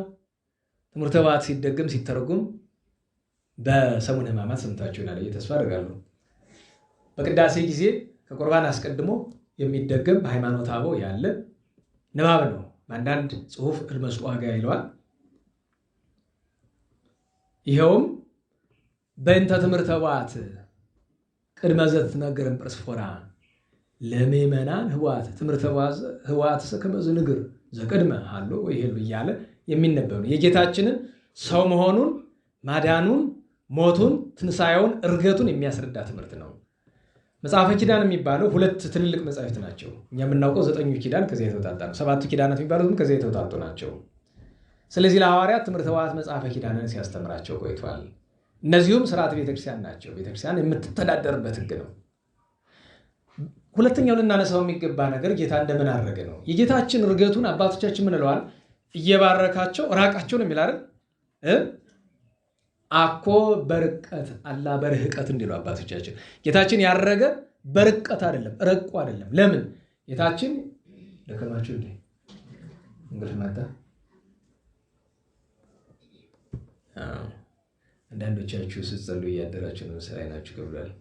ሰው በጣም ነው የሚያናደኝ። ድክም ብሏችሁ ስትጸልይ ያደራል። ኢድ ምን ይላል? የታየ ትጠነቁላለህ? ጠንቋይ ታዲያ ምን ብሎ ነው ስትጸልይ ያድረው የሚል? የታየ ተማሪ ሲቀጸል ስለሚያድር እናየዋለን። አይናችን ስላየው ቢደክሙ እና ያሳዝናል። እና እኔ እኮ የሚሉኝን ብድር ለመመለስ እኮ ነው። እነዚህ ድክም ነው ሲታይ ለምን እንደሚደክማችሁ እውነቱን ልንገራችሁ። ሆድ እያበዛችሁ ግጥም አድርጋ ተበላና እዚያ በኋላ ጭንቅ ይላል። እንቅልፍ ማለት እንኳን በዚህ ሙቀት ደግሞ አሁን እስመ ምድር ገሃነም ለሊሁ ያሉት የአባ ስብሐት ለአብ ነገር ሊደርስ ነው መስል ሙቀቱ እየበዛ መጣ አይደል? ግን እግዚአብሔር ደግሞ በዝናብ በነፋስ በደመና ያቀሰቅሰዋል። በእጽዋት የእጽዋትን ዋጋ ሳያወጣም እየመጣ ሲዘነጥፈው ይውላል። እና ጌታችን ማረጉ መዝሙር ሰው ያነቃ ነበር።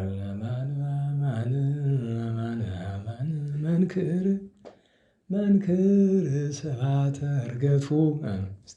ይሄ ጥንተ በዓሉ አይደለ? ዋናው በዓል ይመጣል። ዋናው በዓል ማለት የቀመር በዓሉ ከስብሐተ ዕርገቱ በረከት ያሳድርብን። የጌታችን ዕርገቱን አንደኛ በርቀት ያደለ በርቀት። በርቀት ማለት አይናቸው እያየው እየራቃቸው ደመና ተቀበለችው ይላል። ክብሩን መናገር ነው። ጌታችን የዕርገት የዳግም ምጽአት ደመና ክብሩ ነው። አንድም በስጋ ማርያም ደመና የሚላት እመቤታችን ስለሆነ እመቤታችን የነሳውን ስጋ እና ጌታችን እያዩት ነው ያረገ። እያዩት ያረገበት ምክንያት አንደኛ ምትሃት እንዳልሆነ ለማጠየቅ፣ ሁለተኛ ነገር ለአጽድቆተ ትስብእት ፍጹም ስጋ እንደተዋሃደ ለማለት፣ ሶስተኛ አብነት ለመሆን። ይሄው እናንተ እንዲህ ነው። ቅዱስ ጳውሎስ በዚህ አይደለ ለተሰሎንቄ በሁለተኛ ተሰሎንቄ ላይ የደብረ ዘይት የሚነበበው ጌታችን ዳግመኛ በመጣ ጊዜ በደመናኛም ልንጠቃልን ብሏል አይደለም? አዎ። ዕርገተ ጻድቃን የሚባለው እሱ ነው። ለዚያ ምክንያት አንድ እሱ ነው የጌታችን ዕርገቱ። ሁለተኛ ስብሐተ ዕርገቱ የሚባልበት ምክንያት ምንድን ነው? ጌታችን ባረገ ጊዜ የተደረገ ምስጋና ነው። አባቶቻችን ይባቤ መላእክት ስብሐተ ሐዋርያት ይላሉ ጠቅለል ሲያደርጉት። ይባቤ መላእክት ባለስ የሰማያውያን ምስጋና። ሰማያውያን የሚባሉ መላእክት ሊቃነ መላእክት ናቸው አይደል? ከሱ ባለፈ ግን ራሳቸው ሰማያት ራሳቸው ያመሰግናሉ። ሰማያት ይነግር ስብሐተ እግዚአብሔር የሌለ መጽሐፍ ሰማይን ይነግር በአስተርእዮቱ እንዳለው። ስለዚህ ሰማያት መላእክት ሊቃነ መላእክት አመሰገኑት። ለምን? ምንድን ነው የሚለው? ሰላም ለሚካኤል። እስቲ ሚካኤል ደብራችሁን እንጥራ። ሰው የራሱ ሲል እንጠራለት ነቃ ነቃ ይላል። እንቅልፍ መጥቷችሁ ከሆነ ነገሩ ሚካኤሎች 2-3 ነው ያላቸው። ሰላም ለሚካኤል መሐሪ ውእቱ አለ። ተርጉም ቅዱስ ሚካኤል ሰላምታ ይገባዋል። ለምን? ቸር መሐሪ ስለሆነ የሚራራ ስለሆነ። ወተአዛዚ ለሰብእ በዲበ ሰናይቱ አለ። አምጣ በደግነቱ በል እስቲ በቸርነቱ ላይ ሰዎች ሲለምኑት ይታዘዛል አለ። እግዚአብሔር ለሰው ሲያዘውም ይታዘዛል፣ ሰዎች ሲለምኑትም ይታዘዛል አለ አለና ለቀርነ ዝንቱ መልአክ በድምፀ ንፍሐቱ አለ። ይሄ ቅዱስ መልአክ ቀንደ መለከት እየነፋ ማለትም እንደዚህ አሁን ቀንደ መለከት ሲባል እንደዚህ አድርጎ እኛ እንደምናውቀው ቀንደ መለከት አለ። አዋጅ እየነገረ ማለት ነው። ምን እያለ? አዋጁ ምንድን ነው? መዝሙረ ዳዊት 23 በሉ እስቲ። ኧረ በደንብ በል በሞቴ ላምጣ እስቲ ላንብብል። ለዚህ መከረኛ አፕሊኬሽን አለ መሰለዚህ። እስቲ አዋጁን ዳዊት ቅዱስ ዳዊት ምን ያልተናገረው ነገር አለ? አስቀድሞ እኮ አዋጁን ተናግሮታል። አዋጁ ምንድን ነው የሚለው? መዝሙር 23 ላይ እዚህ ያው አፕሊኬሽኑ ሲሰሩት ከእንግሊዘኛው እያመጡት መዝሙር 24 ላይ አድርገውታል። ለእግዚአብሔር ምድር በምልአ ምድር በሞላው ማን ናት? ወዓለምን ወኩሎሙ እለ ይነብሩ ውስቴታ ዓለምም በውስጧ የሚኖሩትም የማን ናት? እንዲህ ካለ በኋላ ወረድ ብሎ ምን አለ? ቁጥር 7 ላይ አርኅውኃተ መኳንንት። ይህ ቅዱስ ሚካኤል አዋጅ ማለት መኳንንት ማለትም መኳንንት የተባሉት ከመላእክት ከ9ኙ ነገድ ወይም በጥንተ ተፈጥሮ ከ10ሩ ነገድ አንዱ መኳንንት ናቸው አይደል? እንዴት ዋላችሁ? መኳንንት ማለትም ሊቃነ መላእክት ደጆችን ክፈቱ ወይትራኋት ለእምፍጥረት። ቀጥሎ ምንድን ነው የሚለው? ይባ ንጉሠ ስብሐት። ደግሞ የዚያ የሆሳዕና እንደዚያ ያለ አይደል? አዎ። ይባ ንጉሠ ስብሐት ወአምላከ ምሕረት፣ የምሕረት ፈጣሪ የምሕረት ጌታ የጌትነት የምስጋና ጌታ ዓለምን የፈጠረ ዓለምን ያዳነ ኢየሱስ ክርስቶስ መጥቷልና ይከፈት። ይህ ሲባል ጌታችን በዙፋኑ የሌለውም አይደለም። ይህ ሁሉ ስለተዋሃደው ስጋችን ነው። ወረደ፣ አረገ፣ እንዲህ ያደረገ ብንለው ስለተዋሃደው ስጋ ነው። ስጋችን ስለተዋሃደ ነው እና ያ አለ። መጨረሻ ላይ ግን ምንድን ነው የሚለው? መኑ ውእቱ ዝንቱ ንጉሠ ስብሐት ይላል። ቅዱስ ዳዊት ይጠይቃል አይደለም? ማን ነው ይመልስ? ተሰጥኦ መንፈስ ቅዱስ ወይቤ ይላል።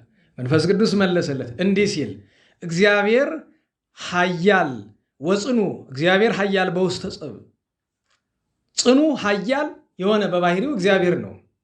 ሰልፍ በተደረገ ጊዜ ድል የሚነሳ እግዚአብሔር ነው አለና ድጋሚ አሁንም ጠየቀ። ተሰጥኦ መንፈስ ቅዱስ ወይቤ እግዚአብሔር አምላክ ኃያላን ውእቱ ዝንቱ ንጉሠ ስብሐት አለ። ስለዚህ አርሆ የተባለለትም እግዚአብሔር አምላክ ኃያላን የተባለለትም ጌታችን ኢየሱስ ክርስቶስ ነው። አዋጅ ማለት እሱ ነው። በዕርገት ቀን የተደረገ ታላቁ አዋጅ ይሄ ነው። አርሆተ መኳንንት ነው። ይባ ንጉሠ ስብሐት፣ ይባ አምላከ ምሕረት ነው። የዕርገት ቀለምም ጭምር ነው ይሄ። ስለዚህ በቅዱስ ሚካኤል አዋጅ ምስጋና ውስጥ ቢሉ ከሰማይ መላእክትን ሊቃነ መላእክትን ሰማያትን ጠቀስን። ከምድርሳ ቢሉ ከፍጥረት ወገን እንዘርዝር። በግዙ ሐዋርያት፣ አርድእት፣ ቅዱሳት አንስት አይደል? ከዚያስ አይባን፣ እፀው፣ አብህርት ትርጉም ይገባቸዋል ብዬ ተስፋ አደርጋለሁ። ቀላያት፣ አፍላጋት፣ ውቅያኖስ በአጠቃላይ 3 ደቂቅ ነገ ዓመታዊ በዓላቸው የምናከብርላቸው በስቡህኒ በ32 አንቀጽ የፍጥረትን ምስጋና አቅርቧል አይደል? 33ኛ ንባረኮ ለአብ ወወልድ ወመንፈስ ቅዱስ ስለሆነ ማለት ነው። በ32 አንቀጽ በመጨረሻው ደርበን 33 አንቀጽ ሲያመሰግኑ ፍጥረት በሙሉ አይደል? ይባርክዎ ሁሉ ግብረ እግዚእ ለእግዚአብሔር ማለት እኮ ዛሬ ነው አንዱ አይደል? የጌታችን የእጁ ስራ የሆኑት በሙሉ ደንጊያ ያመሰግናለሁ የትለኝ እንደሆነ አዎ፣ እንዴት? በጥሬ ዘሩ ፍጡር ነውና እኛ ባነሰማው ያመሰግናል። በምስጢሩ ደንጊያ የተባልን እኛንን እኮ ባንድ ጎኑ አይደል? እንደ ደንጊያ ልባችን ደደደደ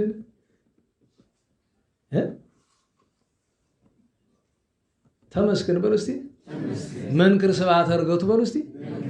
የእናንተን አላውቅም፣ እኔ ግን እንዲህ ስናገር ደንጊያው አመሰገነ ይባላል።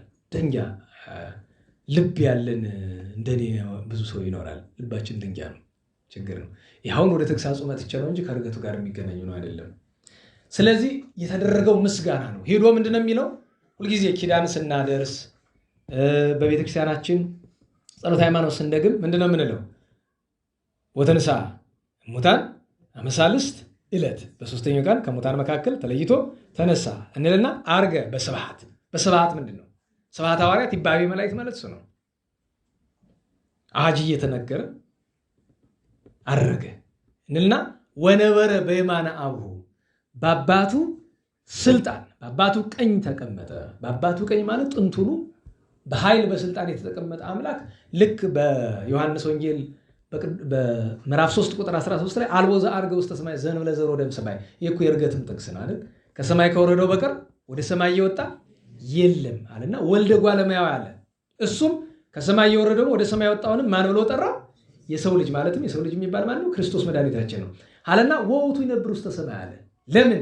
ስጋ በዘባነ ኪሩብ የተቀመጠ በተዋሕዶ መቼ ነው? የጽንስ ዕለት ነው፣ በዕለተ ትስብእት ነውና ዕርገቱ በኋላ ቢደረግም እንኳ ማለት ነው። ስለዚህ ሁለት ይሄንን እንላለን። ሶስተኛው ዕርገቱን ያዩ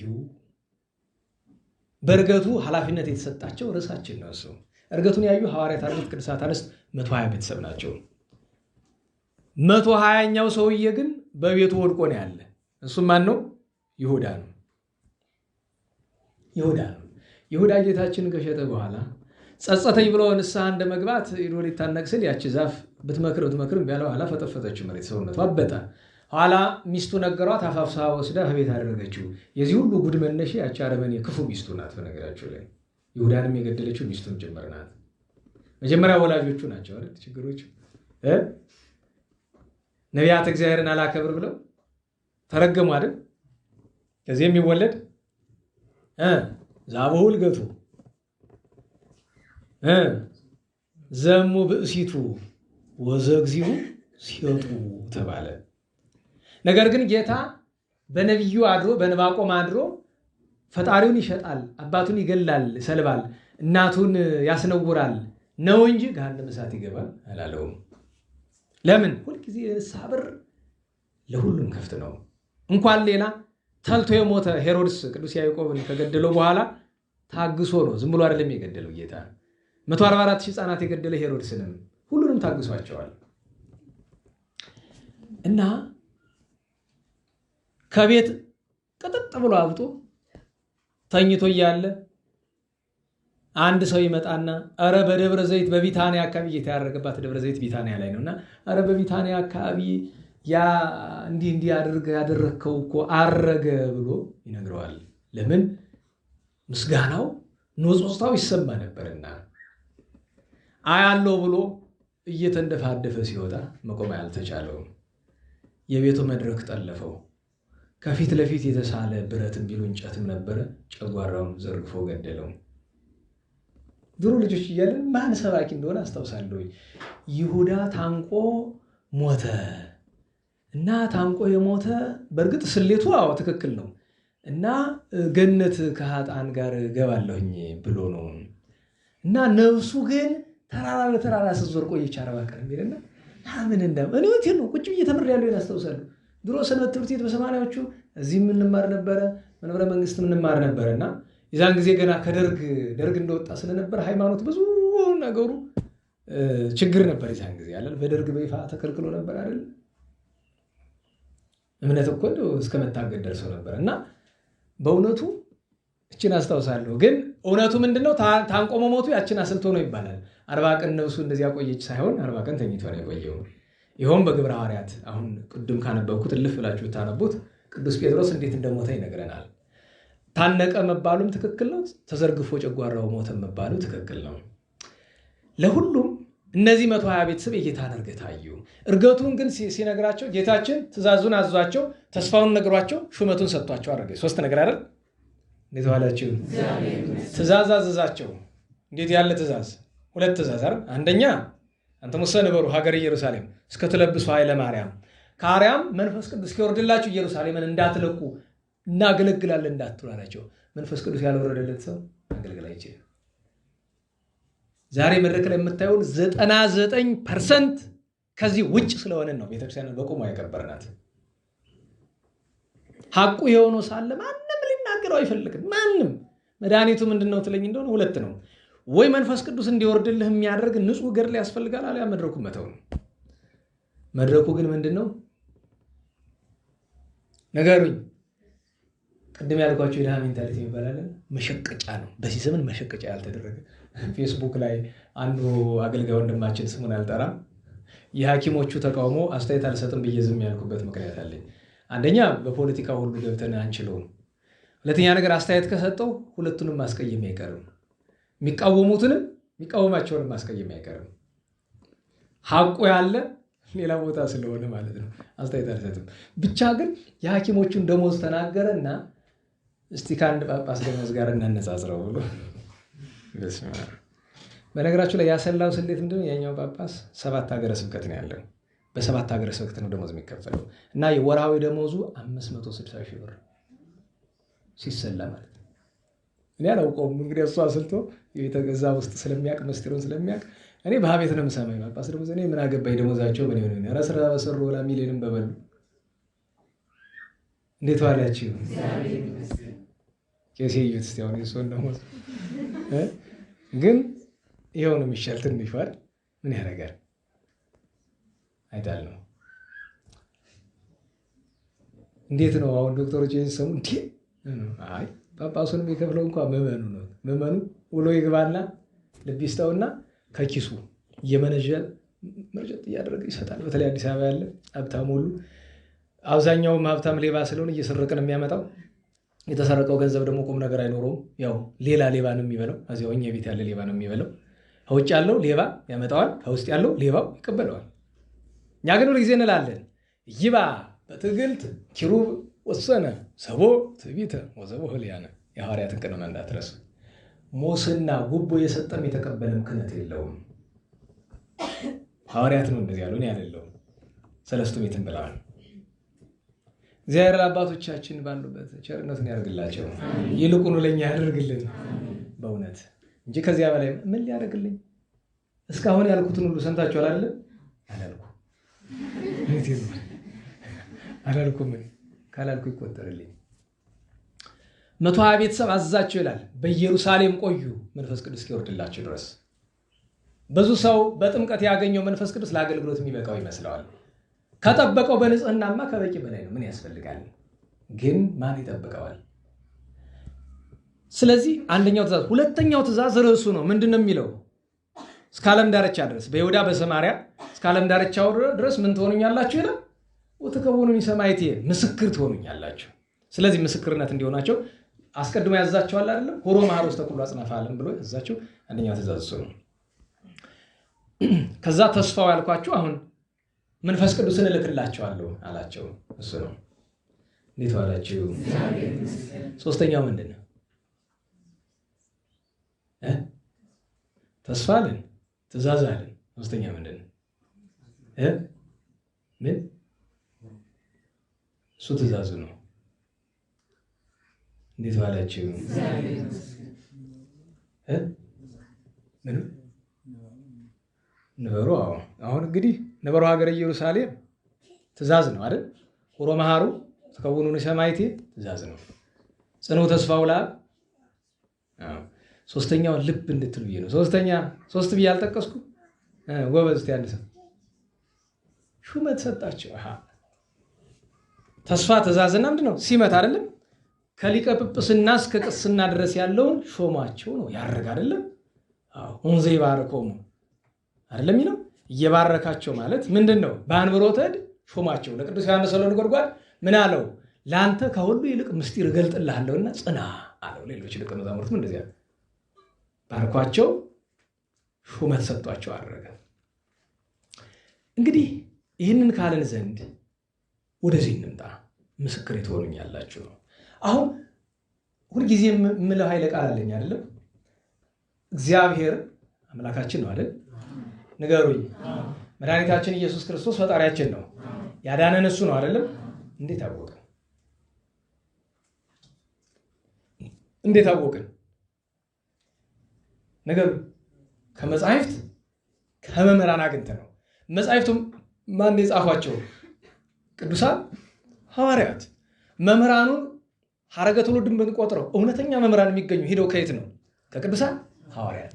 ስለዚህ በሲኖዶሳቸው አባቶቻችን ሐዋርያት፣ ለዛ ነው የሐዋርያት በዓል እንዲከበር በግዝት የታዘበት ምክንያት። ማናችንም እግዚአብሔር ወርዶ በአካል ተገልጦ እኔ እግዚአብሔር ነኝ፣ እኔ ጌታ ኢየሱስ ክርስቶስ ነኝ ብሎ አልተዋወቀንም። ያስተዋወቁን ማን ናቸው? ቅዱሳን ሐዋርያት ናቸው። ስለዚህ ሰው ሐዋርያትን ሳያከብር በተአምር ባለቤት ውስጥ ብሎ የለም። በቅዱስ ማቴዎስ ወንጌል በምዕራፍ 10፣ በቅዱስ ዮሐንስ ወንጌል በምዕራፍ 13 ላይ ዘኪያክሙ ተወክፈ ኪያየ ተወክፈ ያለ እናንተን የተቀበለ መቀበል ምንድን ነው? ማክበር። እናንተን ሳያከብር እኔን ማክበር አይችልም። ስለዚህ መጀመሪያ ሐዋርያትን ማክበራችን ግድ ነው። እነዚህ ቅዱሳን ሐዋርያት ምስክሮች ናቸው። ምስክር የሆኑት በምንድን ነው ትለኝ እንደሆነ እነግርሃለሁ። ቢያንስ 3 ነገር፣ በአፍ በመጣፍ በሕይወት። ልመልሰው። እንዴት ዋላችሁ? ምስክር የሆኑት በምንድን ነው? በ3 ነገር። በምን?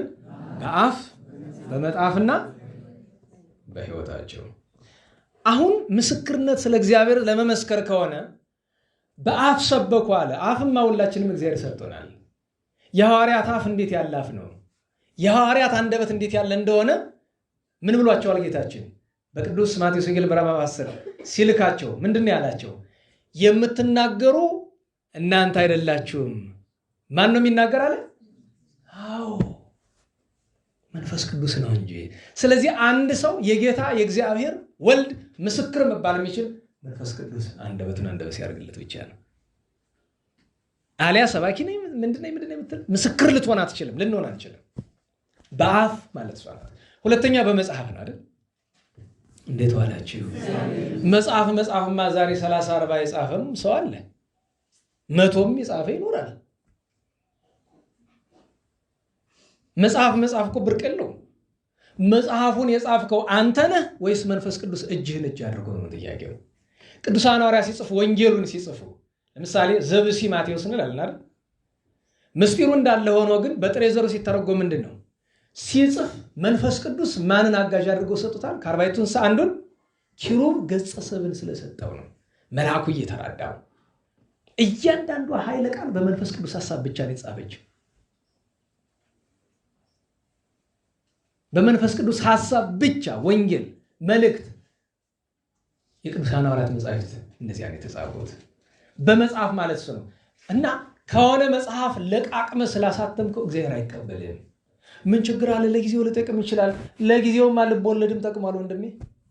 ፍቅር እስከ መቃብር የሚባል መጽሐፍ አንብበህ ከዛ ውስጥ ሰብለ ወንጌል በዛብህ፣ ወዱ ካሳ ፊታውራሪ መሸሻ ምናምን እያልክ እዛ ውስጥ እኮ እንደዚህ ማድረግ የለብኝም ውድነሽ በጣሙና ቦጋለ መብራቱ የታሪኩ መጀመሪያ እነሱ አይደሉ የበዛብህ ወላጆች ስለዚህ ሳሉ ልጃቸውን መሳላቸው ከባድ ነበረ። ልጅ ቢያጡም እንኳን ለምን ይባል በኋላ እነሱ በግድ የስለት ልጅ ሆናሉት። እሱ ደግሞ ሴት ወደደ። ችግር ነው። ኮንትሮቨርሲ ትለዋለህ በአንተ እንግሊዝኛ አይደለም። ተጋጨ አይደል? ትምህርት ልትወስድ ትችላለህ። በዛብህ ለምንድን ነው የስለት ልጅ እያለ በድንግልና ማገልገል ምናምን ከልብ ወለድ እንዲህ ካለ ተርታ ነገር እንኳን ለመንፈሳዊነት ሌላ ነገር ከማይመጥን ተርታ ነገር በዓለማዊ ደረጃ ከፍ ያለ ቦታ እንደሚሰጠው አውቃለሁ። በመንፈሳዊ ደረጃ ግን ተርታ ነገር ነው። በነገራችሁ ላይ እንደ ፍቅር እስከ መቃብር ቤተክርስቲያን የሚያዋርድ መጽሐፍ ነው ይቻላል። ሰውየው ቤተክርስቲያን ይሄ ነባሩን ባህል የነገስታቱን የመኳንንቱን ስርዓት በመውቀስ ሰበብ ብለው ቤተክርስቲያን የሚያዋርድ ማዕት ነገር ተናገሩ። እውነት ለመናገር ቤተክርስቲያን የፊታውራሪ መሸሻ የነፍስ አባት በሆኑት በቄስ ሞገሴ ትወከላለች። ስንት ቅዱሳን ካህናት ባሉባት ቤተክርስቲያን ለምንድን ነው ስለ ጥቂት መልካም ካህናት በሰፊው መንገድ እየተቻለ ስለ አንድ እንደዚህ አይነት የቆሸሸ ጎዳና ስላላቸው በስመ ቄስ ስለሚኖሩ ሰው መናገር የተፈለገው? ጠቅላላ ስትመለከቱ ቤተክርስቲያንን የሚያደንቅ ይመስለዋል ሰው አይደለም። አላያችሁትም? እዛ የምትመለከቷቸው ካህናት አብዛኞቹ አጎብዳጅ ምናምን አይደለም። እንዴት ዋላችሁ? አሁን ጎጃምን ለማድነቅ ነው። ይሄ ዲማ በዚህ ነው፣ እነ ቢቸና የሚደነቁ በዚህ ነው፣ እነ ማንኩሳ እንደ ሃይማኖት ፍቅር እስከ መቃብር በመጀመሪያ ልብ ወለድ የሃይማኖት መጽሐፍ አይደለም። ሁለተኛ እንደ ቤተክርስቲያናችን የምንወደው መጽሐፍም አይደለም። ለምን አነሳው ብትሉኝ በጣም በዓለሙ ተወዳጅ ስለሆነ እኛም በስነ ጽሁፍ በምን ደረጃ ከሆነ በሙያ ደረጃ ስንነጋገር በአድናቆት የምንናገርለት ነገር ይኖራል በስፍራው። እንደ ቤተክርስቲያን ግን የምናደንቀው ነገር አለ። ሰው ከዚያም እንኳን ይማራል። መጽሐፍ ጻፍኩ ብላ አትደነቅ። ከምንም ለቃቅመህ አሳትመህ ገንዘብ በነገራችሁ ላይ እንዴት ዋላችሁ? መጽሐፍ ማሳተም ገቢው ቀላል እንዳይመስላችሁ፣ ቀላል እንዳይመስላችሁ። በተለይ ዝና ካላችሁ ምሳሌ ልንገራችሁ። ለምሳሌ አንድ መጽሐፍ ታሳትማለህ። የህትመቱ ዋጋ 450 ብር አወጣ። መሸጫ ዋጋውን 750 ብር አድርገው 5000 መጽሐፍ አሳተምክ። 5000 ተሸጠ። 5000 በስንት ነው የምናባዛው? ንገሩኝ እንጂ በ300 አይደለም። 5300 ስንት ነው? 1.5 ሚሊዮን ብር ነው። ከዛ ምንድን ነው የሚባል? ሁለተኛ ሲታተም ምንድን ነው የሚባል? ሁለተኛ ህትመት ነው የሚባል። ሁለተኛ ህትመት 5000 ታሳትማለህ። እንደዛ ከዛ ለነጋዴ የተወሰነ ለምናምን ትላለህ። ይኸውላችሁ ብዙ ሊቃውንት ደጋጎቹ የጉባኤ ቤት ሰዎች አሳትመውት ተቀምጦ ቀርቷል። ይኸውኛ ጉባኤ ቤት እንኳን ተቀምጧል አይደለም? መጽሐፍተ ሰሎሞን ሲራክ ይሄኔ ዝና ያለው ሰው ቢሆን አንድ ተርታ ግን ሰው የሚያደንቀው ሰው ቢሆን ተሽጦ አልቆ ነበር አይደል? አሁን መጽሐፉ ተቀምጧል አይደል? ታትሞ ያሁሉ ወጪ ወጥቶበት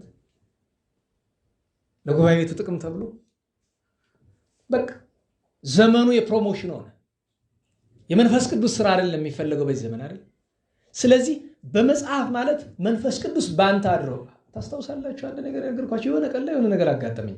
ከ12 ዓመት በፊት አንድ መጽሐፍ ረቂቁን ጨረስኩት። ምን የሚል መነትብ ለርዕሰ ከሚል በዮሐንስ ወንጌል ምዕራፍ 1 ያለው ማለት ነው። ማን ነኝ ትላለህ የሚልና ዘለፋ ነው። ለካህናትም ለዲያቆናትም የዘማሪ ሰባኪ ነኝ፣ ጳጳስም መነኩሴም ባህታዊ አጥማቂ ነኝ በሙሉ ዘለፋ ነው። ግማሹ ነገረ ቅዱሳን ነው፣ ግማሹ ዘለፋ ነው። ይታተም አሉ። እዛ መሀል ሀገር ላይ አይታተምም ብዬ አልኩኝ። ለምን ብለው ሲሉ ጥሩ ስላልሆነ። እንዴ የተጻፈው ሁሉ ሀቅ ነው፣ ሀቅ መሆኑ አይደለም እኔ የገደደኝ እና ምንድን ነው የገደደኝ ሲሉ የመጽሐፉ የመጨረሻ ርዕስ መነትብ ለርዕሰከ ለራሱ ለጻፊው ነው። አንተ ሲን ሁሉ የምትቀባጥር ማነህ ነው የመጨረሻው ርዕስ። ማነኝ ልበልን ይሄን ሁሉ የምናገረው? መልስ ስለሌለ ሊታተም አይችልም። ተጥሎ አሁን የት እንደወደቀም አላውቅም። ምን ያደርጋል? አዎ ይሄ አይጣፍጥም አውቃለሁ። ለእናንተ አይደለም። ይሄ መድረኩን ለወረረው ማህበረሰብ መጽሐፍ እያሳተመ ኑሮውን ለሚመራው ማህበረሰብ አይጣፍጥም አውቀዋለሁ። ላልገባችሁበት ግን ተጠንቀቁበት ነው። ስለዚህ እሱ ነው በመጽሐፍ ማለት ዋናው። ግን የቸገረን በአፍም በመጽሐፍም መንፈስ ቅዱስ አንደበትን አንደበት አድርጎ እንዲናገር ከፈለግ ምንድነው መሰረታዊ ነገር ማስተማር ያለብህ? ከሁሉ በሚቀድም በምንድን ነው? በህይወትህ ነው፣ በኑሮ ነው። ምሳሌ የማይሆን ኑሮ ቅዱስ ጳውሎስ ደጋግሞ አልዘለፈንም? ወፎኑ እንከ ዘይትሜር ርእሰከ ያለው መቼ ተምረን ነው የምናስተምር? መማር ማለት እኮ አሁን አቡነ እንድርያስ እዚያ ጉባኤው ሊቃውንት ፊት ምን አሉ? ትልቁ ጉዳት ሳይማሩ አስተምራለሁ ማለት ነው አይደል? ሰው የተረጎመው እውቀት ነው። እኔ ግን እንደሱ አልተረጎምኩትም። የተግባር እውቀት ሳይኖረው ሰው ማስተማር አይችልም። ያልኖርከውን የታውቀውን የምትሰብከው፣ የታውቀው ያውቀው ነው የምሰብከው። ለዛ ነው እኮ ምን አለ የተሰረቁ ትብል ለሊት ከተሰረቀ አትስረቁ እያሉ ከአንተ በላይ ማን ሌባ አለ? እንዴት እየሰረቅክ አትስረቁ ትላለህ? መስረቅ የሚጎዳ በሆነ አንተ በተውከው ነበረ። ሕፃናትና ምዕመናን ከምትነግራቸው ይልቅ የምታደርገው ለሚስባቸው ይባላል። እና እንዲህ ያለ ነው ምስክሮች ትሆኑኛላችሁ። ታዲያ አጭር ማጠቃለያው ምንድን ነው? እኛ በሆኑ ለጌታችን ለፈጣሪያችን ለኢየሱስ ክርስቶስ ለአምላካችን ምስክር መሆን እንችላለን ወይ? እድሉ ተሰጥቶናል፣ እንሞክረው።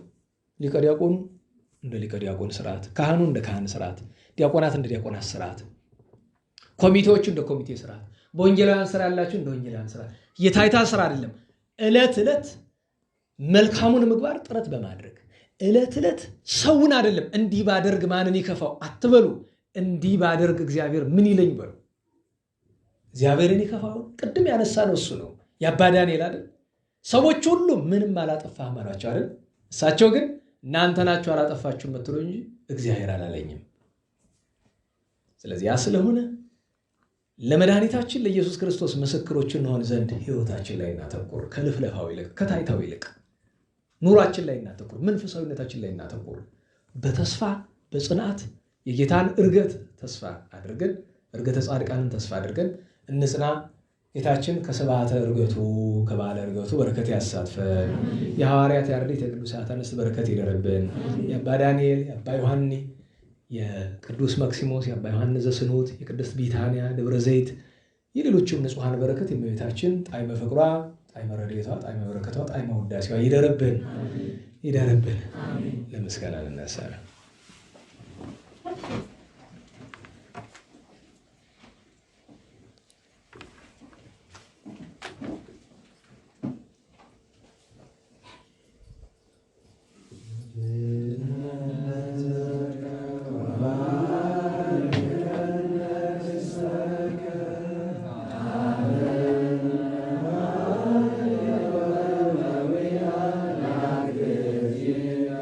La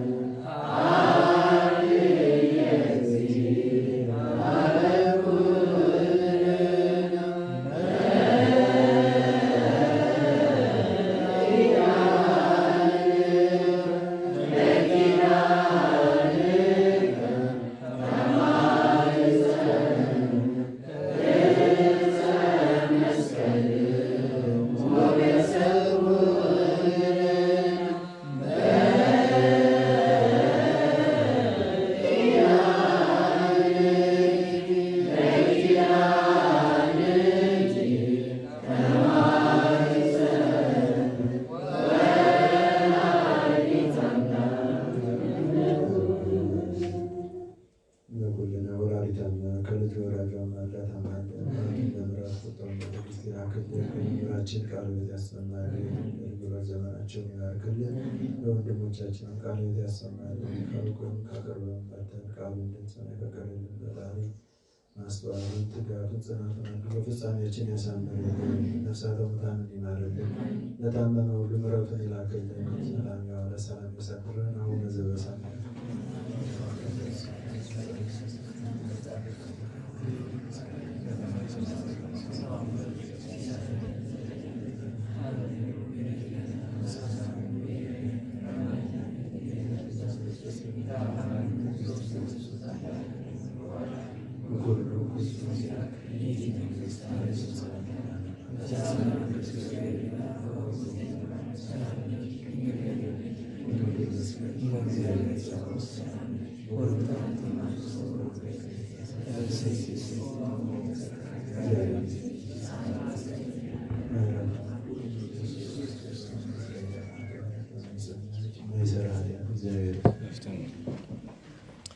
እግዚአብሔር ይስጥልን። ቃለ ሕይወት ቃለ በረከት ያሰማልን። ተስፋውን መንግስቱን ርስትን ያውርስልን። ምህላውን በሰዓት እየመጣን ሁላችንም እንሳተፍ። ያው መቼስ ቅድም ነግሬያቸዋለሁ። በተረፈው ያው በእውነት ተመስግናችኋል። እግዚአብሔር ባወቀው ቅድሙን ወቀሳ ለማጣፋት ነው። ተመስግናችኋል። አንዳንድ ሰው የሚለኝ ስለማቅ ነው።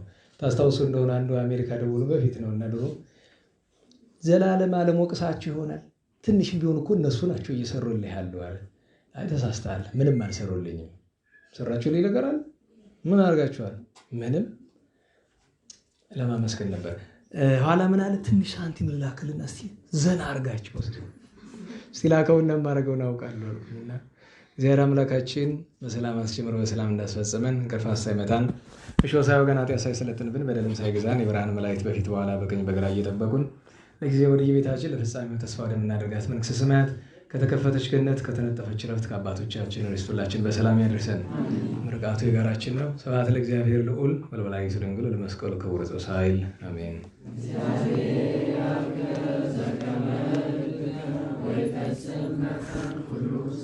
አሜን።